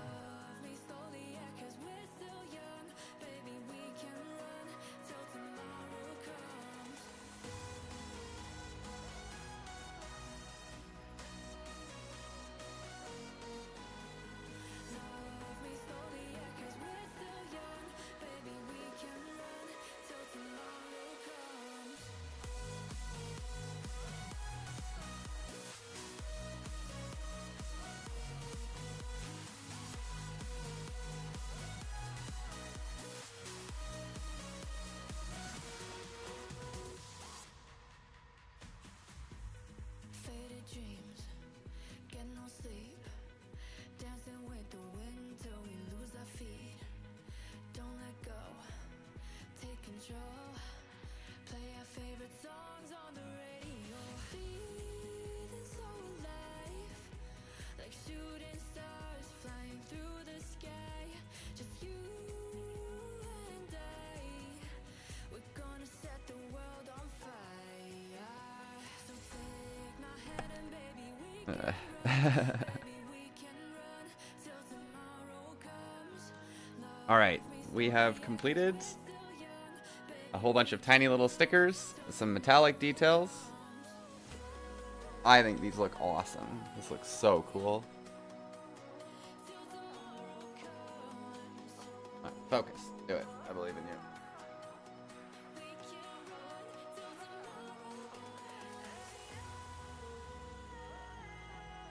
There we go. Damn. Those are some good looking legs.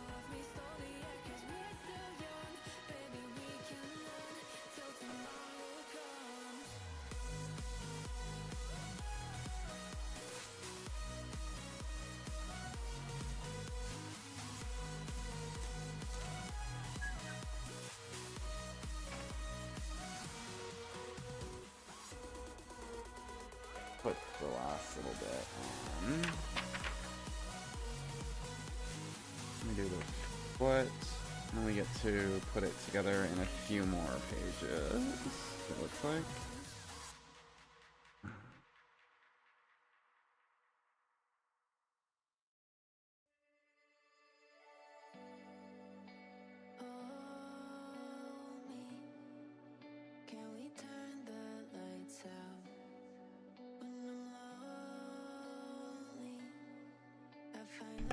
I'm excited to put this thing together, holy moly.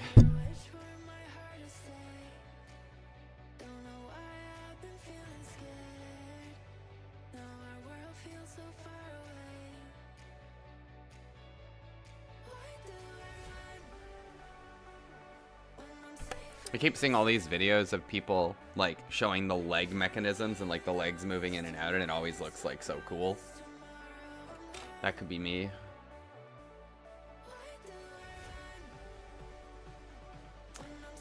XE1, H1.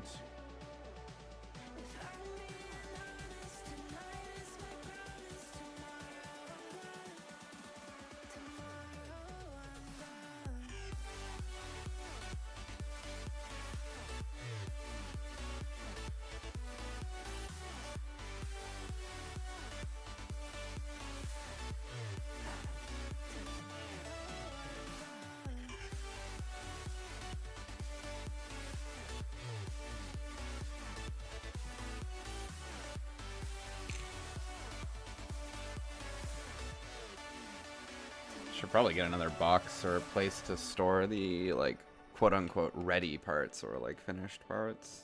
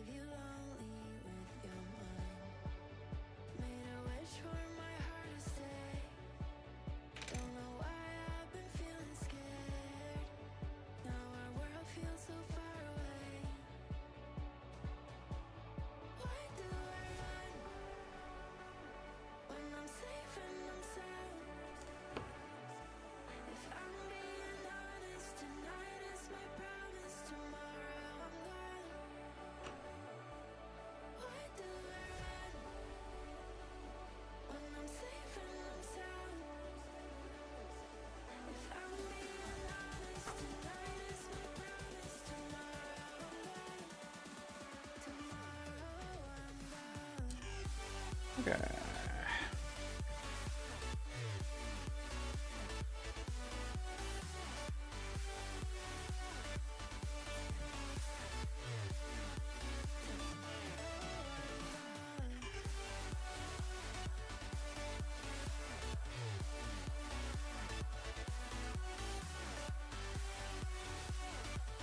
Legs.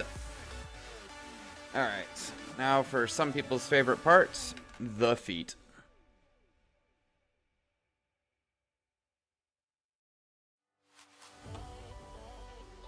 It's actually a good question.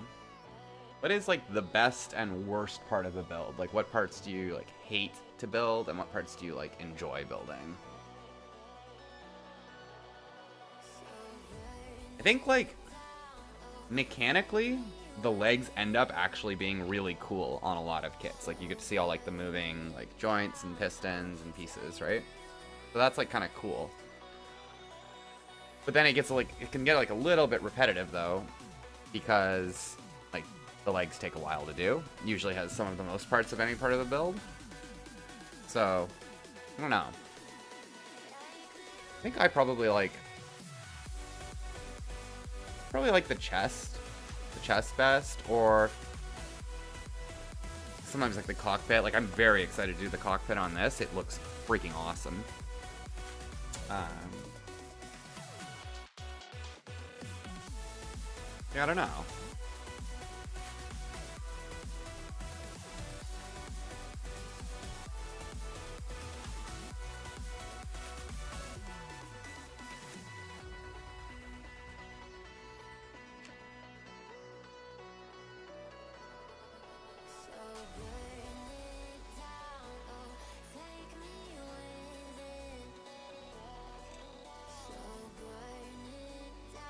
XM, XM6, 8,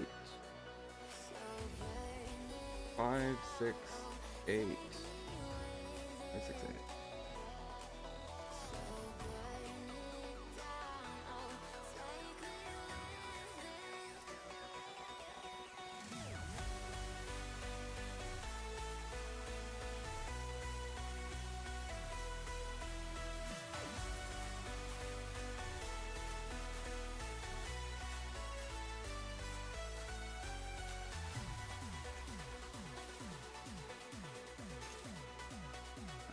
Five.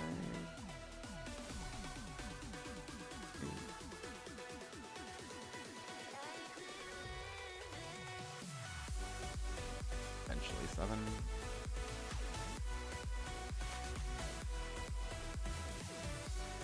So still now.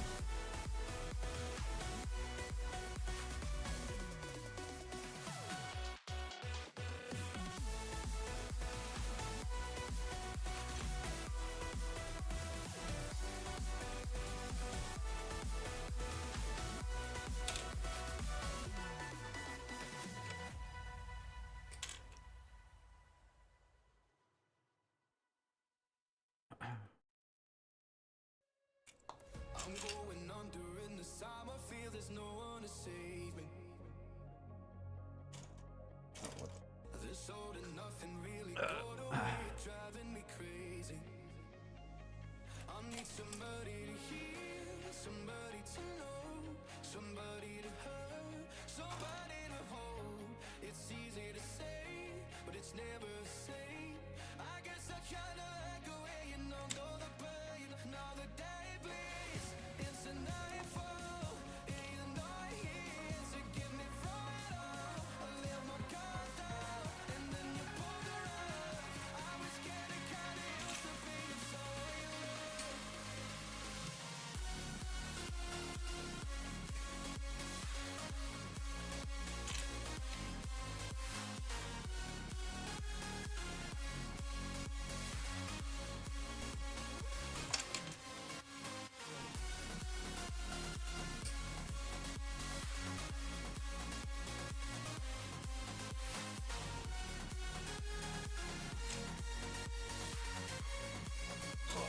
Alright. That's XM. H. Oh, I think this. Ooh. Ooh. Is this that part that breaks on everybody? No, it's not. Oh, never mind.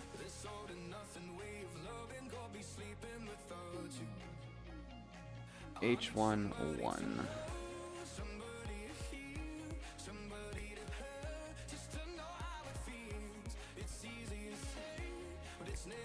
I think the part that, well, that part is coming up. There's like some part in the waist that actually like that everybody's been breaking.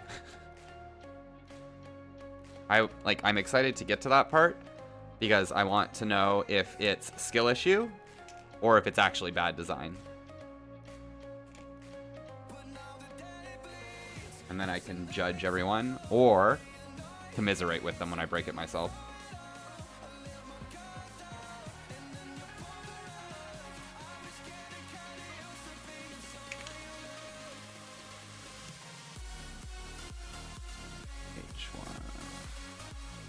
Right.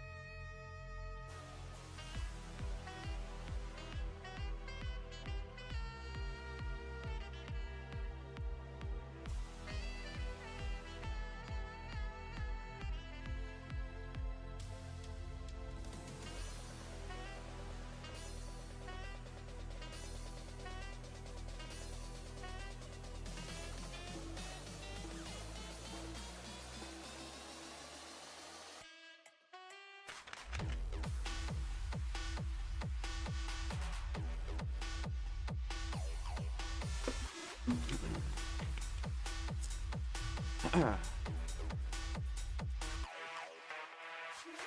is like some like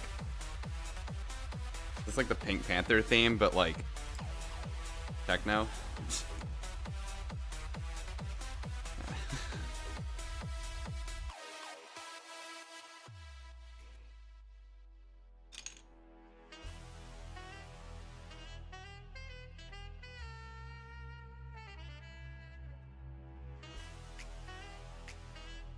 Ooh, some etching parts here too.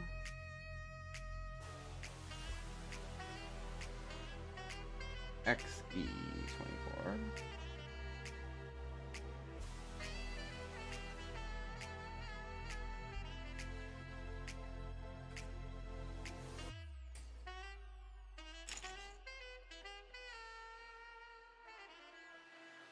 XE25, 26.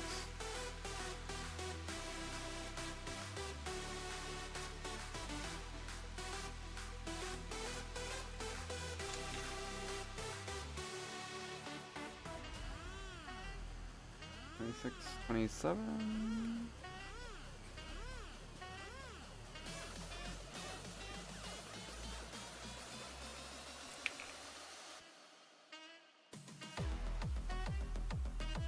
Maybe 22.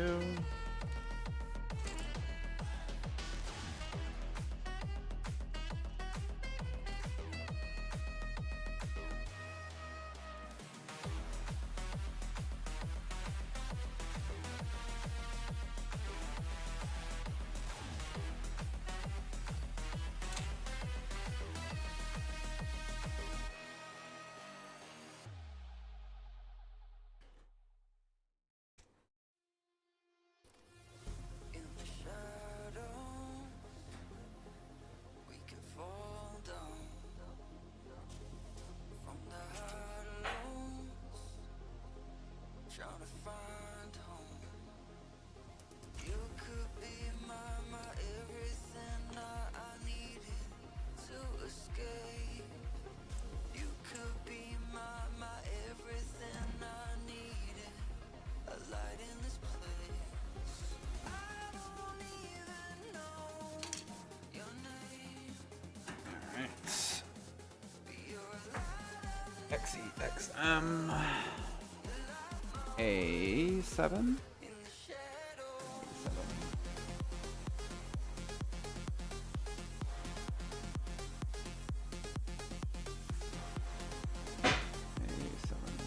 A722.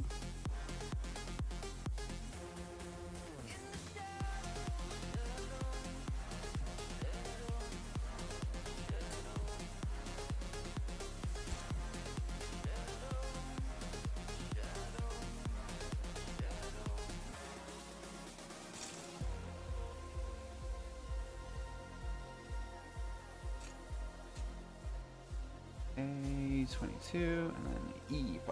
Oh, gold parts. Gold chrome is actually very weird on this. Like you can like literally tell it's painted. Because it's not like perfectly gold across the entire thing. In like the recesses and the divots, you can see a bit of the chrome underneath it. It's kind of cool actually. Gives it like a little bit less of like a toy appearance and much more like realistic.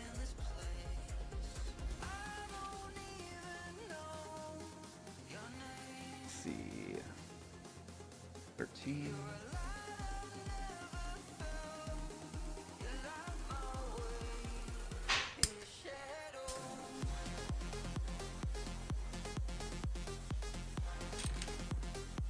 And 12. Big hurt.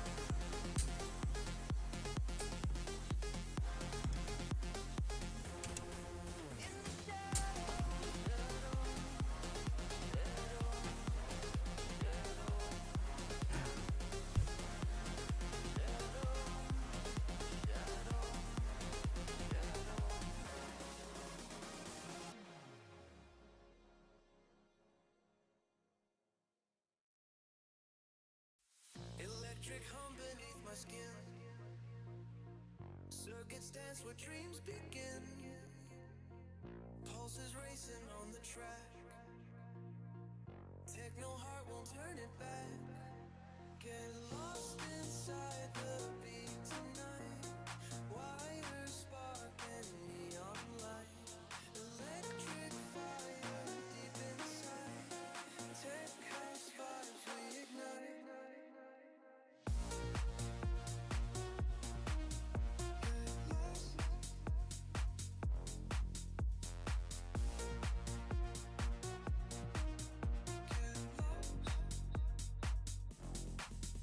Get lost inside the beat tonight. Wires spark and neon light. Electric fire deep inside. Tech house vibes we ignite. Sitar whispering to the moon.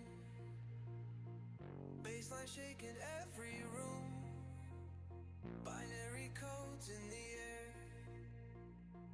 Moving us without a care. Feel the tension as it climbs. Alright, let's prep some parts. Energy builds, we cross the streams. Living life in coded dreams. Undergate on everything.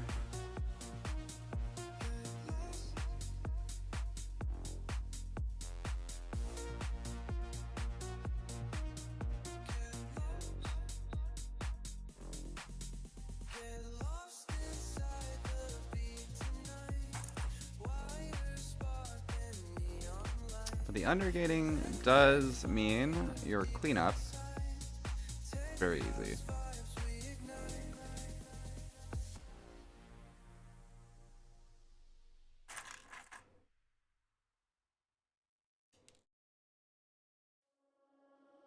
The stars come out at night and light the way home. You and I inside. I did read somewhere or in somebody's review, it might have been Joe's Gunpla Garage, awesome YouTuber,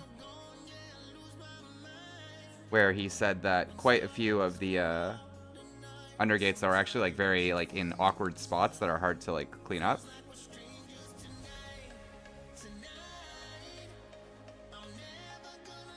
I haven't run into like too many. Like there's been a couple where I have to get my hobby knife into it a little bit, but like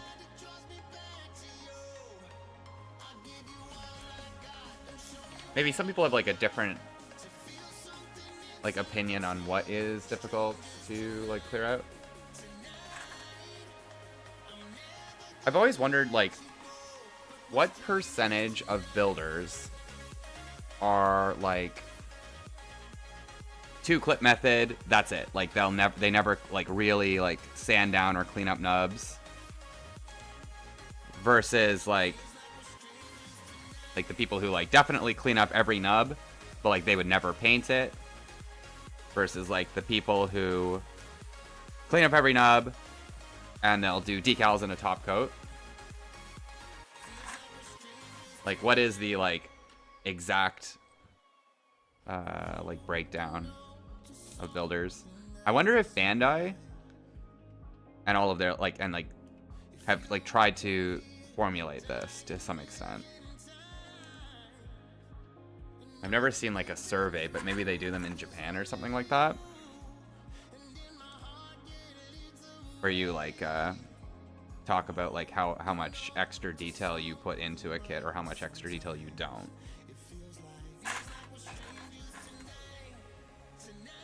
I might even like, I wonder, like, I might even like just on my own, like, put a poll out, like, on Instagram or something. I suspect that, like, people who follow model builders on Instagram are skewed a little bit more in the, like, would modify their kit, would go a little bit harder. So, like, I would expect the data to be a bit more in favor of like yes, I'll paint my kit, or yes, I'll do like this extra work to make my kit look better.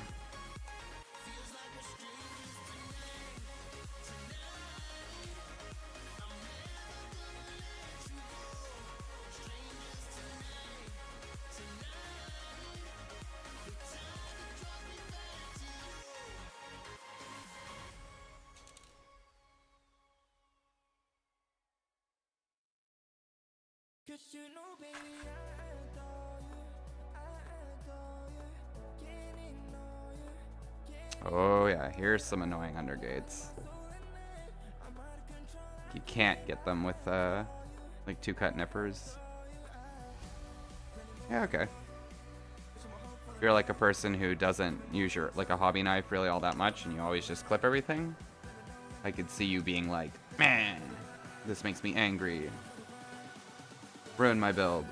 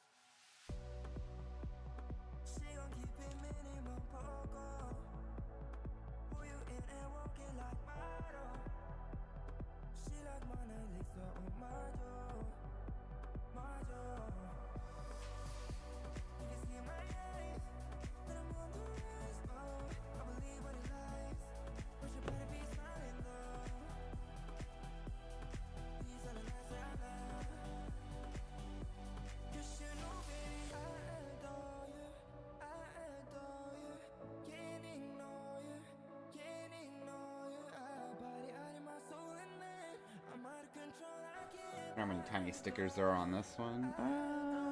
Oh yeah. There's a bunch.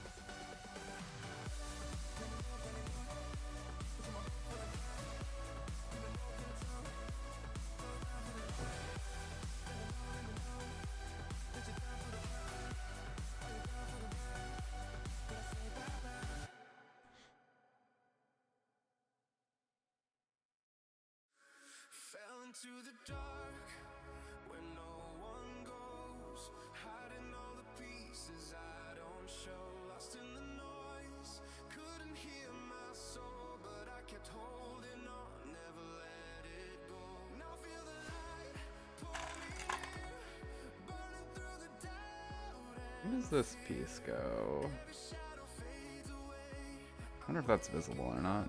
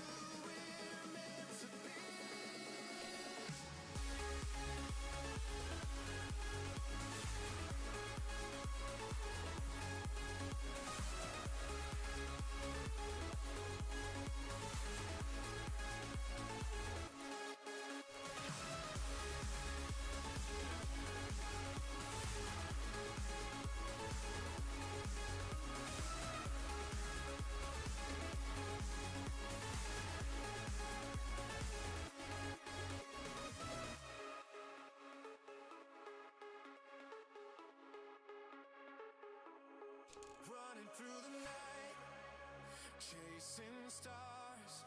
Every beat reminds me who we are. No regrets, no looking back. We found the truth right where we're at. Now feel the fire inside.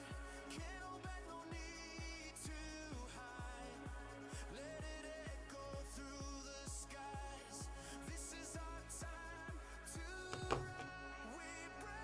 These weird little nubs that are on like the bottom of feet and stuff. I hate these. They always feel like terrible to get.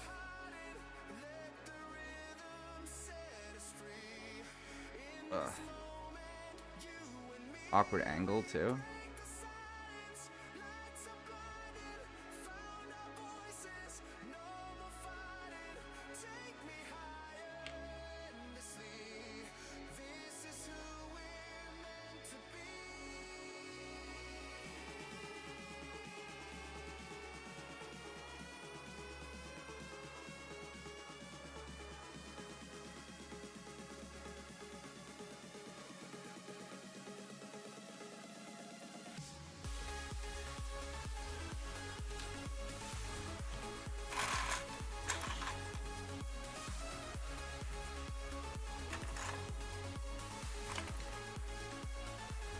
I guess a lot of the time they get covered up, so it doesn't matter. Or it's on the bottom of the feet, so like who cares? But on the other hand, if you leave something weird on the bottom of the feet, sure, nobody may ever see it, but you'll always know it's there. And you'll know if someday somebody's like examining your gunpla and they pick it up and they look at the bottom of the feet, they're gonna see a giant nub.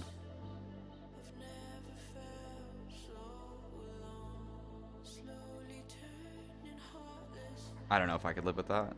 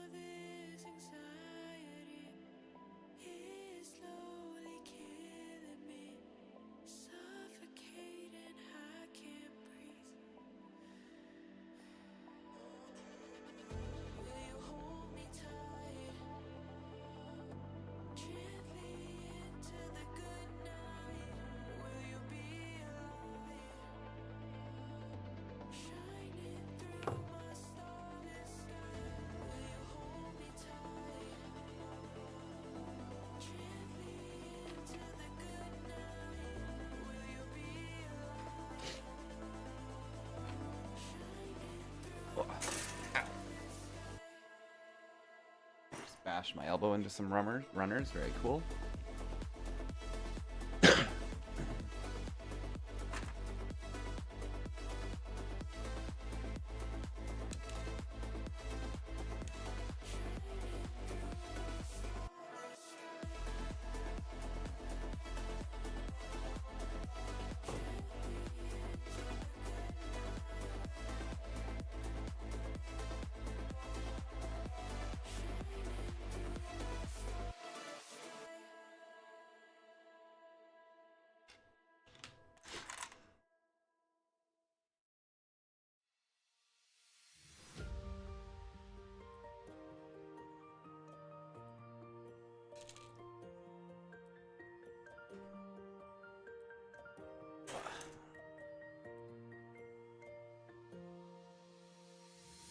All this time passing by slowly fades away.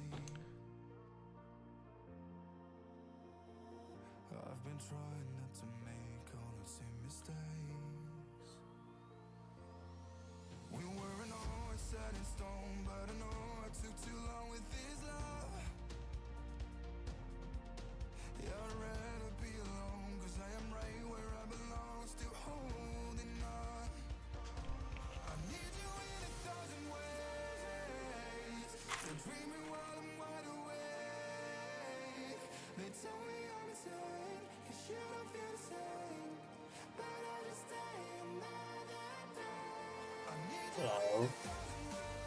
Hello. What are you doing? I am building the perfect grade Nu. Oh shit. What a coincidence. I'm currently working on the real grade Nu. Nice. I changed my mind.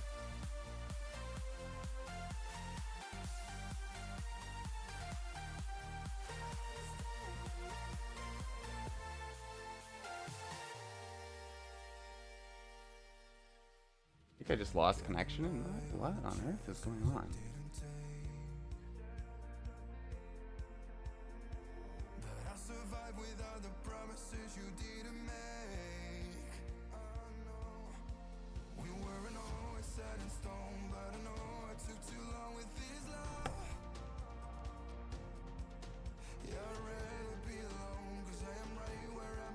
Very weird.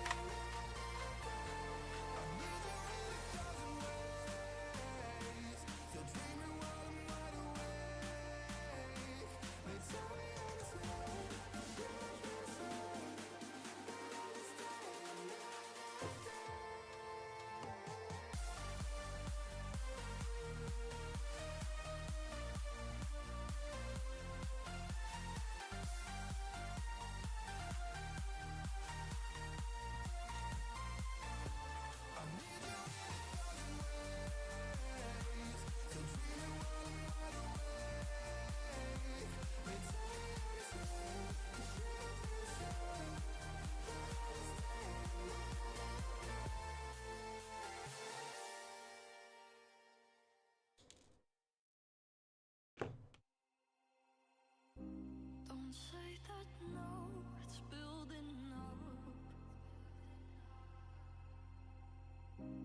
I'm losing patience, I've had enough. Time's ticking, I miss your love, I miss your love. Don't say that no, it's building up.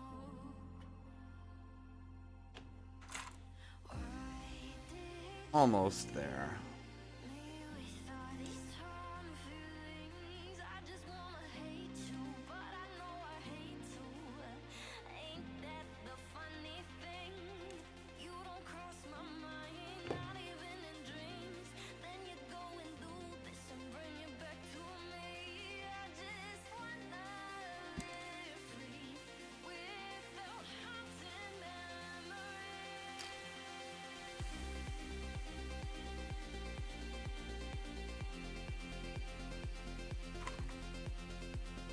All of these parts. Feet.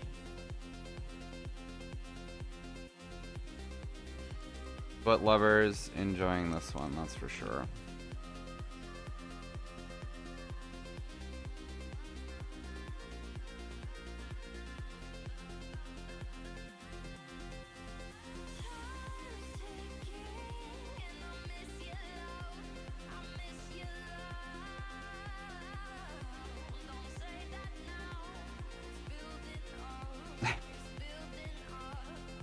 Had a funny idea.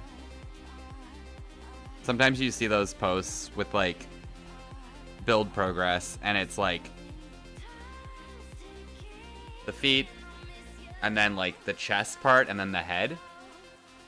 And then it's tagged with something like guys will see this and go like hell yeah. It's just like, you know, body and feet, just no legs. I think that would be pretty funny to do with a perfect grade Nu.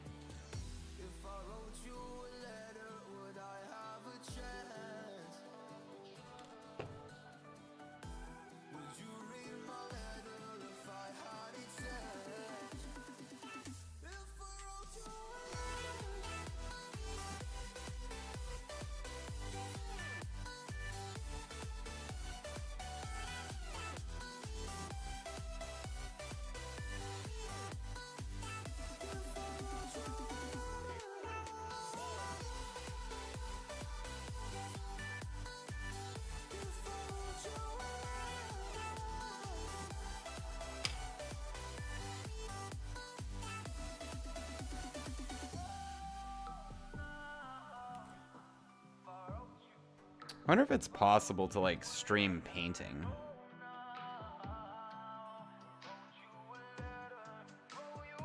I feel like it'd be really difficult because you have so much noise, like background noise. You have like the compressor going, you have the like fan and booth.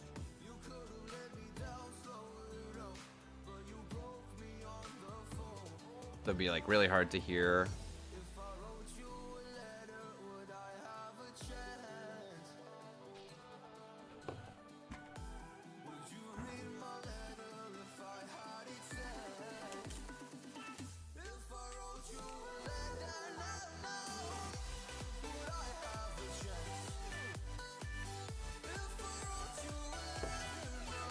You could probably do it if you just did like a no audio stream, like it's just a camera pointed at the paint booth, basically.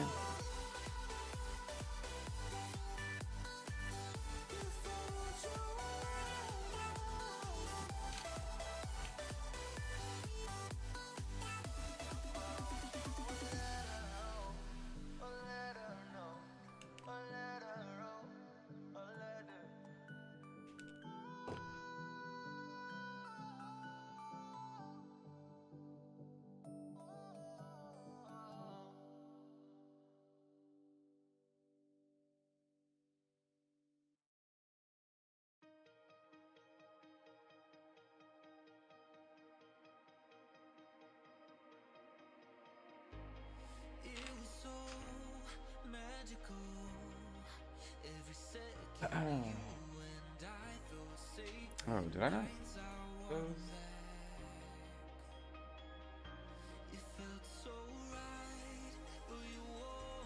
Oh, I did. Okay, never mind.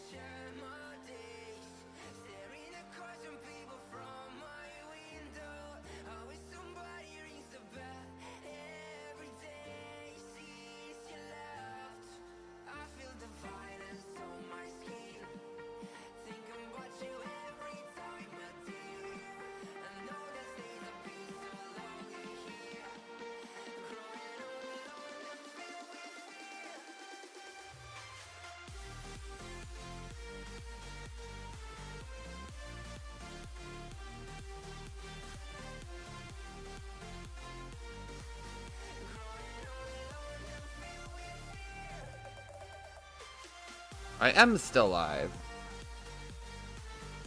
I figure if I don't do a lot of building on this, I will never finish.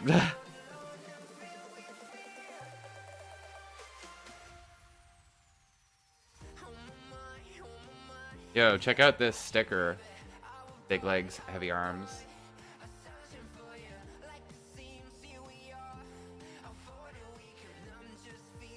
Look at that tiny ass little red sticker. Well, the few of them. Thumbnail for scale. And then some wiring in here, like actual wires. Behind photo etch parts. Very cool.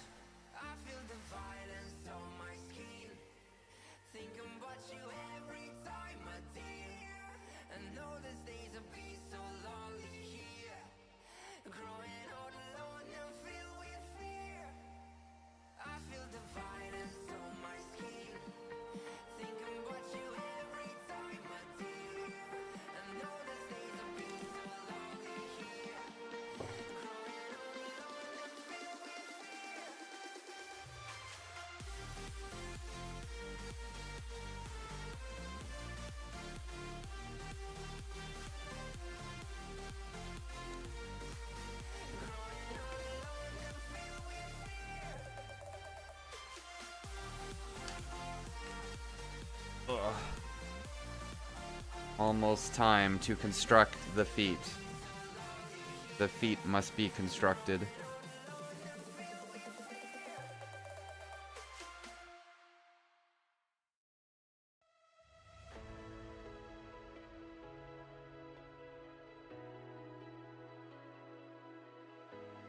Try to find a way, find a way, find a way to get closer. Missing what you say, what you say, what you say, 'cause I'm hoping Feet construction time. you'll take my hand and just pull me back Ugh. to the moment. Let's do it. How hard I try, the world's fading out as I lose focus. I keep getting lost in you, I keep getting lost in you, I keep getting lost in your eyes, oh lost in you. I keep getting lost in you, I keep getting lost in you, I keep getting lost in your eyes, oh Oh, yeah, clip out two of those. Or I'm lost in, I will get it in a minute. I keep getting lost in you, I'm lost in your eyes.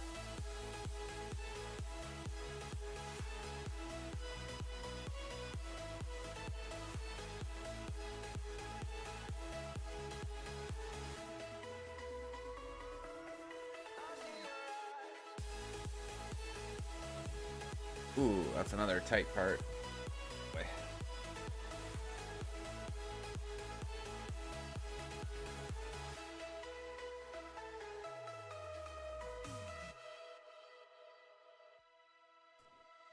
Don't know what to do, what to do, what to do if I'm honest. 'Cause if I tell the truth, you are all that I wanted. So I'm hoping you'll take my hand and just pull me back into the moment. No matter how hard Etching sticker B. as I lose focus. I keep getting lost in you, I keep getting lost in you, I keep getting lost in your eyes, oh lost in you. I keep getting lost in you, I keep getting lost in you, I keep getting lost in your eyes, oh lost in you. Lost in your eyes. I'm lost in, I'm lost in, I'm lost in your eyes.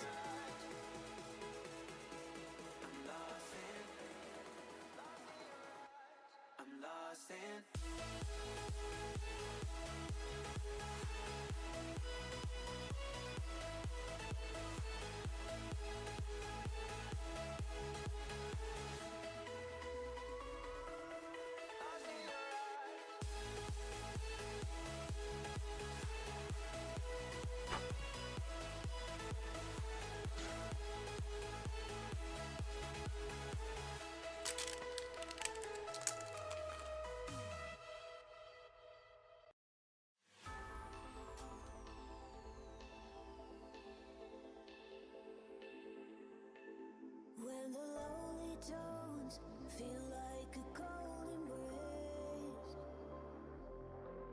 when the echoing words are like a lost Excuse me. hope, when it's all black and white and wash all the colors, when it's all silent, lost in the notes.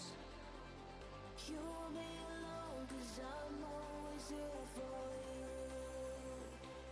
I'm here for you.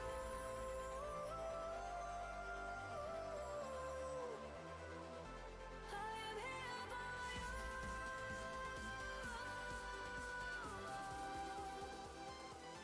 I'm here for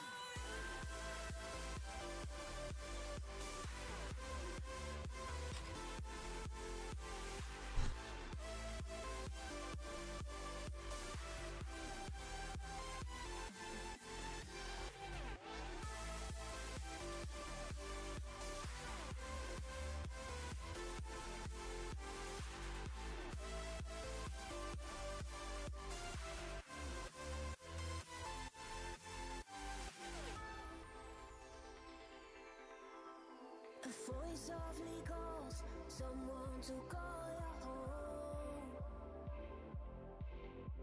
You feel it within the love to be your phone. Then all days and nights are filled with laughter, rainbow of love like never before. You won't be alone, 'cause I'm always here for you. I'm here for you.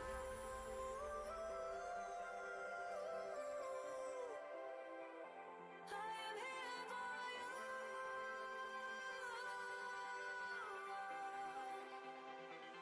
I'm here for you.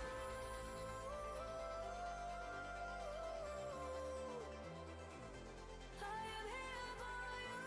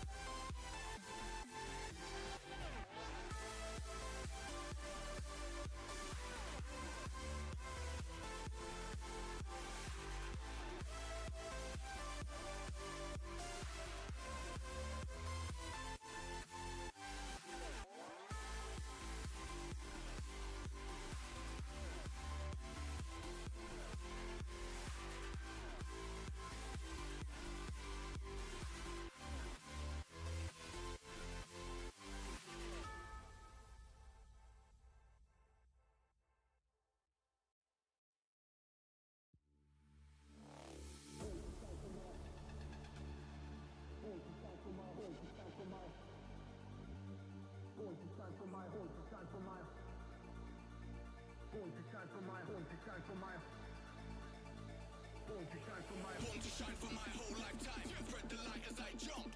Bring the sun to this whole skyline. Time to put your hands up. Born to shine for my whole lifetime. Spread the light as I jump. Bring the sun to this whole skyline. Time to put your hands up. Put 'em up now.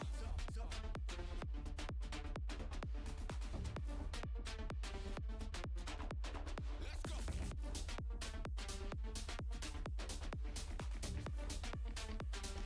Time to put your hands up.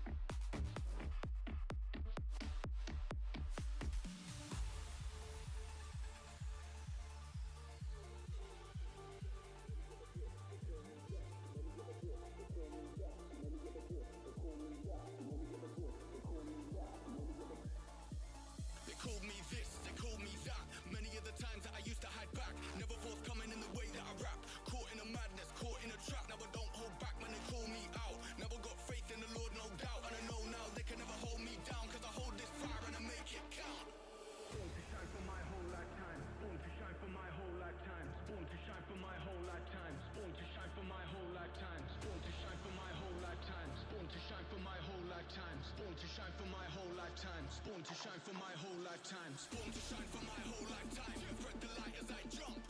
Bring the sun to this whole skyline. Time to put your hands up. Born to shine for my whole lifetime. Spread the light as I jump. Bring the sun to this whole skyline. Time to put your hands up.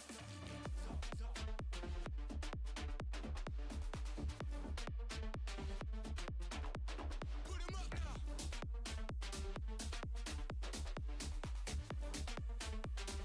Time to put your hands up, top.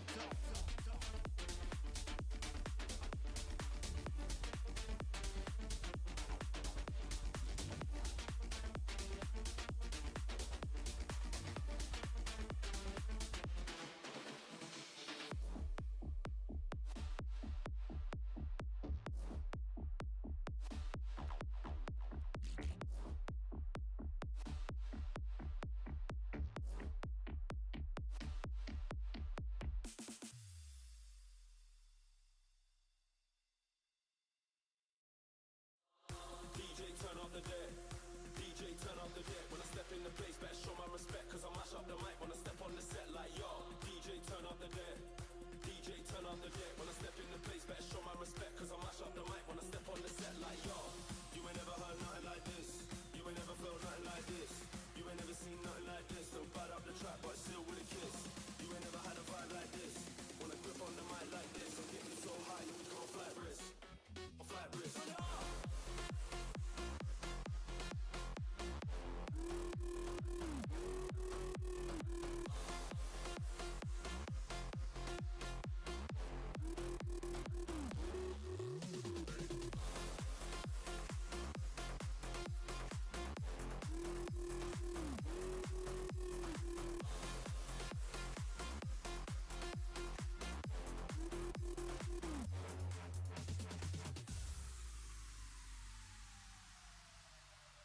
DJ turn up the deck.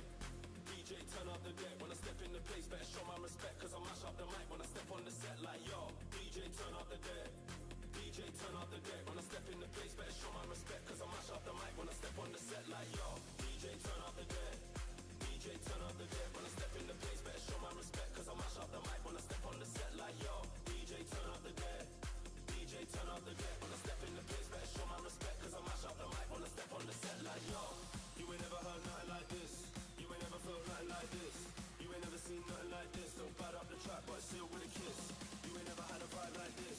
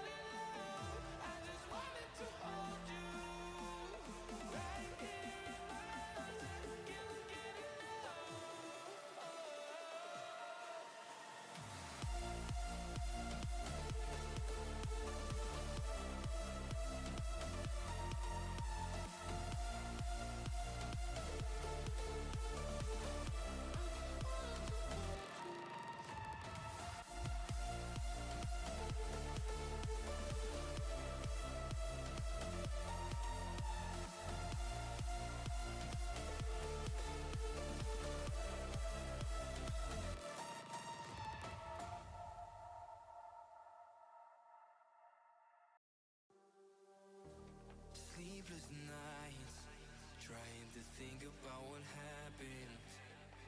Oh, I can't get hold of you. Why do you wrong for how I acted? I'm so caught up. Yeah, I am caught up in emotions. They got a hold on me. Feels like I'm stuck deep in the ocean. Don't you know I wanna be closer to you? Did you ever notice what you make me do? I've given my all, opened my heart, waiting for your move. So could you love me too?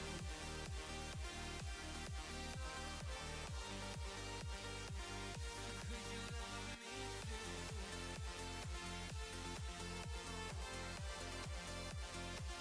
So could you love me too?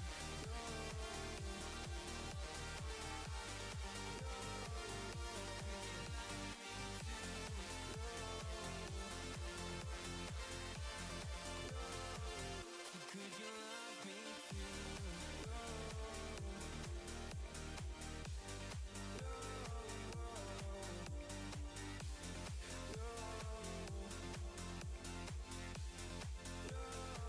So could you love me too? I'm so caught up. Yeah, I am caught up in emotions. They got a hold on me. Feels like I'm stuck deep in the ocean. Don't you know I wanna be closer to you? Did you ever notice what you make me do? I've given my all, opened my heart, waiting for your move. So could you love me too?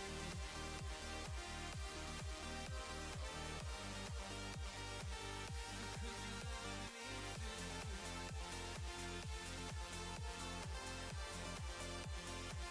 So could you love me too?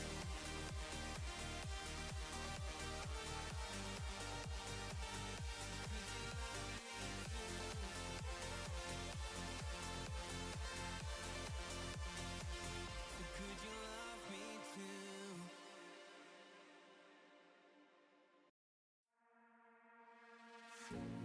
Lost in your room, but I won't be hiding. Heart of a fool, no, I won't deny it. The way I'm tossing and turning and rolling the dice. Strange to see there's love in your eyes. If I only knew, together we'd fight it. Now you say, let it roll, and believe me, right now I'm ready to go. 'Cause my heart is heavy to hold. I hold on to your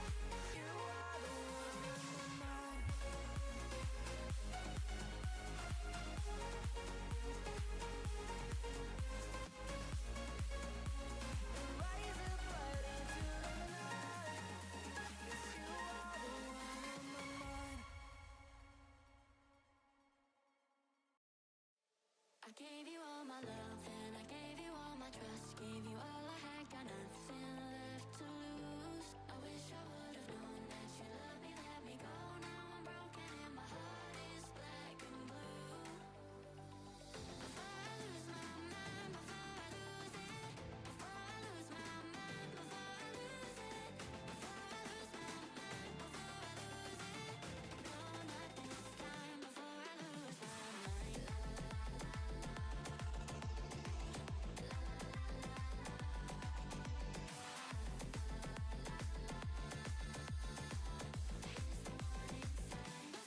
Oh shit. Am I done yet? No. I am not even close to done. I am on page 25 of 101.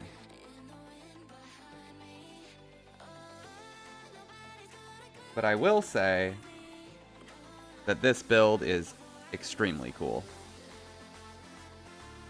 It is not like any other build that I've done. And I can see how, like, if you're like a build enjoyer, you like just snapping together plastic and getting a cool looking kit at the end. Which, let's be real, I think that's all of us. This is something else. Like, just the sheer amount of, like, engineering and thought that went into something like this is really, really cool.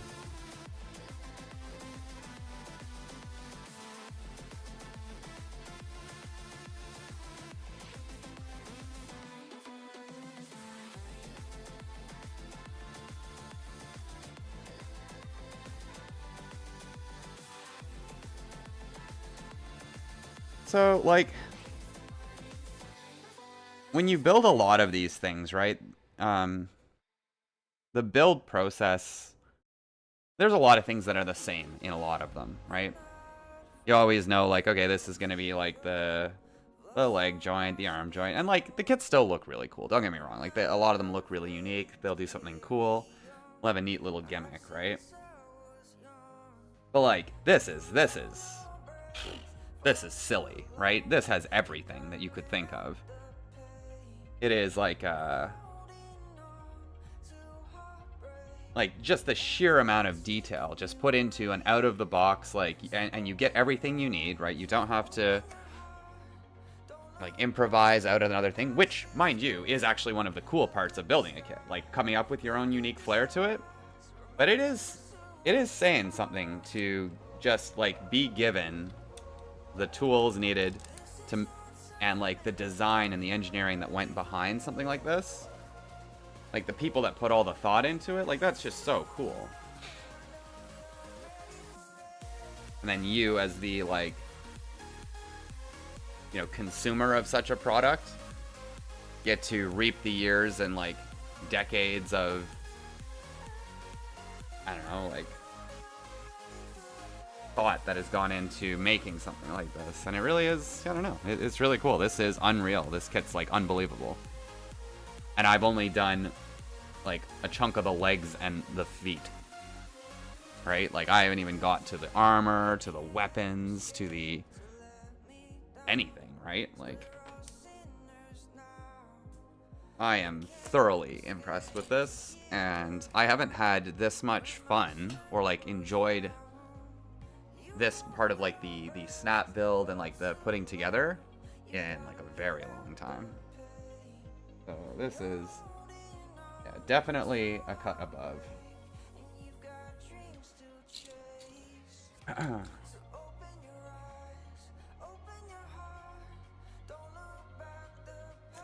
Credit where credit is due.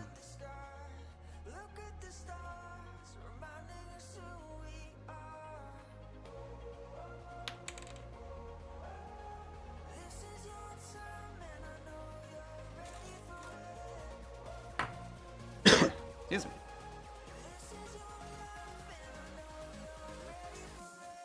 My, like, kind of early verdict, right? Like, when people Like, I think one of the biggest questions a lot of people are asking is, like, is this kit worth the, like, exorbitant price?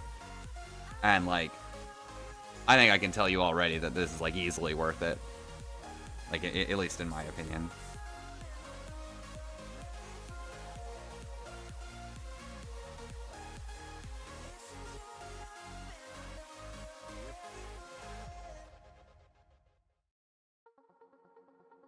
Kind of feels like just, I don't know, like, sort of like an experience or an epic of sorts. All of your thoughts. Some words did hurt me. I'd stop the world for a while just to hear you speak, to hear your dreams.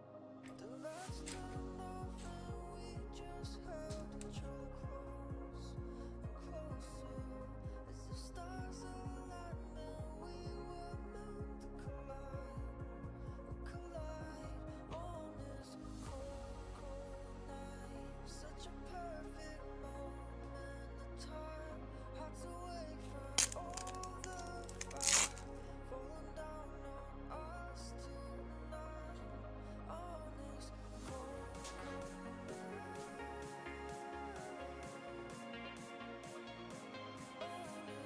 cold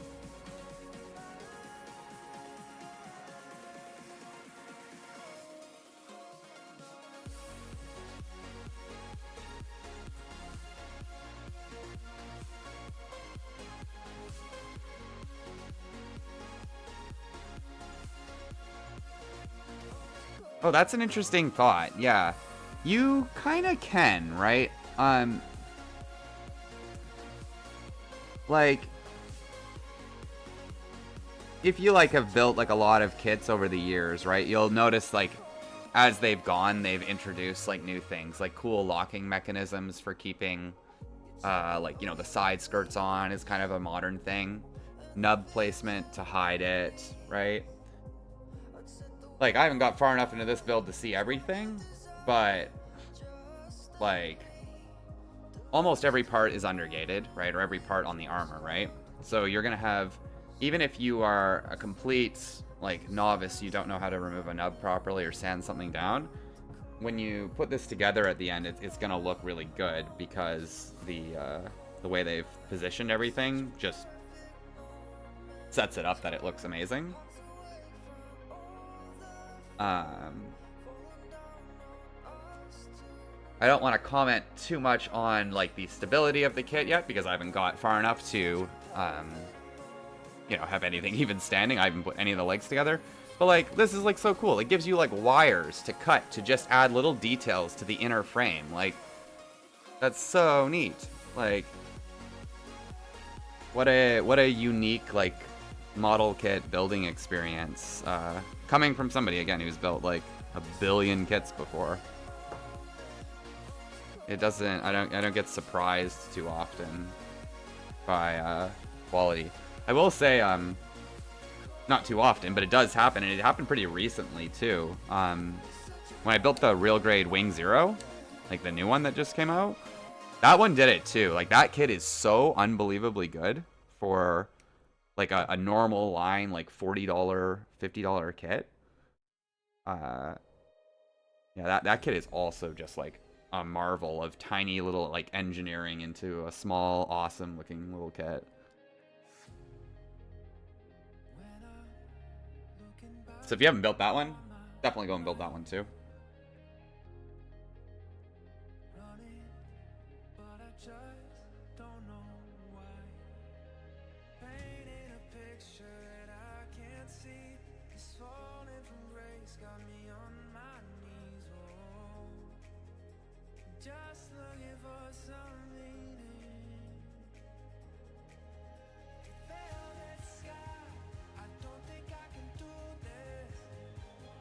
But if you're on the fence and you think, like, man, I've got the money, I could buy a PGU Nu, not gonna make me, like, miss rent or not be able to eat. But I don't know, is it, like, actually that good or not? Like, I'll tell you, my initial impressions are, this is unreal. Like, it's so good. That's my initial impression.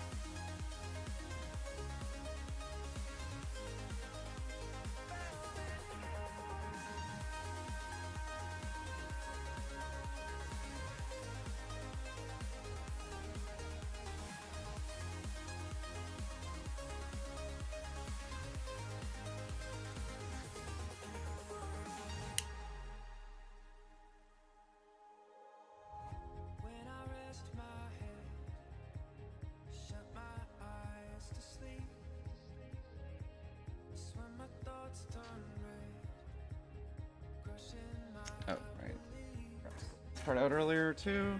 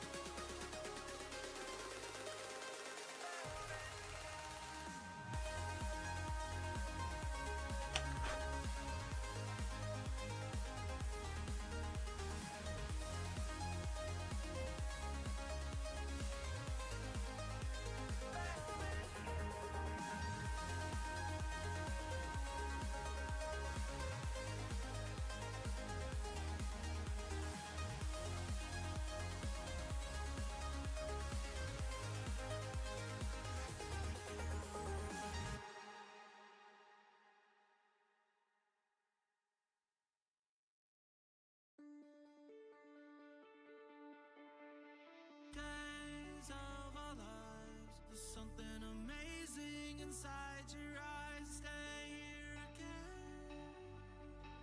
Stay here again, again, again. So you say one more time, and suddenly nothing is a surprise. So cool.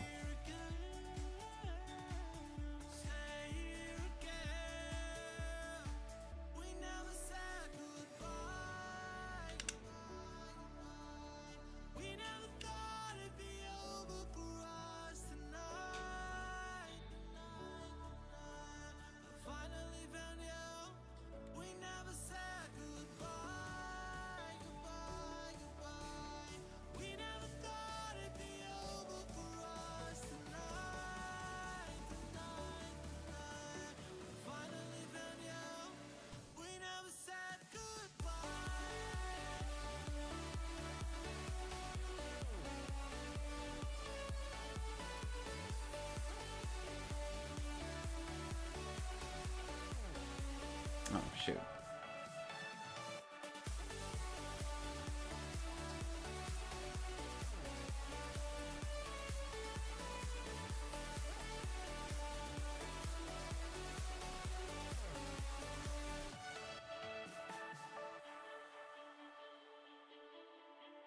I pray we survive. Finally made me realize I want you again. I need you again, again, again. So you save one more life, and it's been nothing but a surprise. You're here again. Stay here again. We never said goodbye. We never thought it'd be over for us tonight. Very cool. Finally found you. We never said goodbye.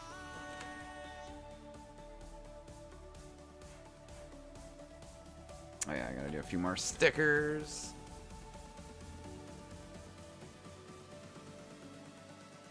We never said goodbye.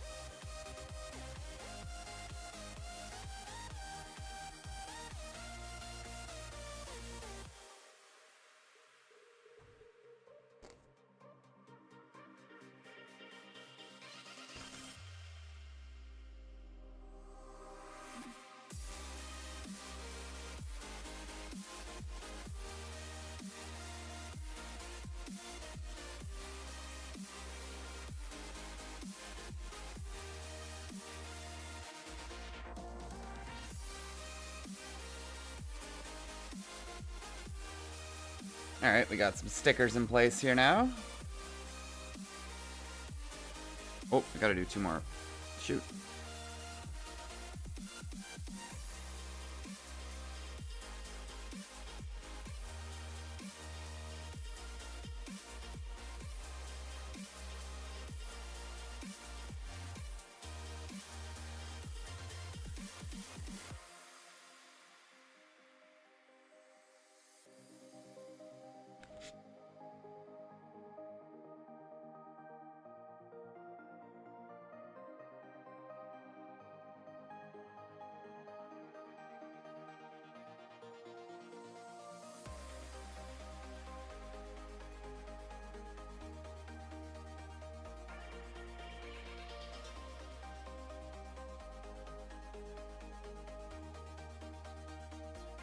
Sweet.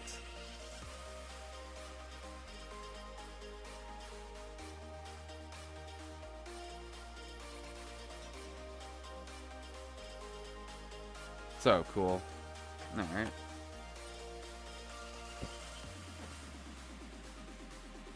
Alright, I think I am going to call it there for the night. We've got some awesome parts of the legs done. They look really good. We've got some parts of the feet done. We've got some wires cut out. We've got some of the thrusters. But if you are still in chat and you stuck around for a lot of this, I really appreciate that. This is my first one, so I don't know what the hell I'm doing. But that was fun. This kit is unreal.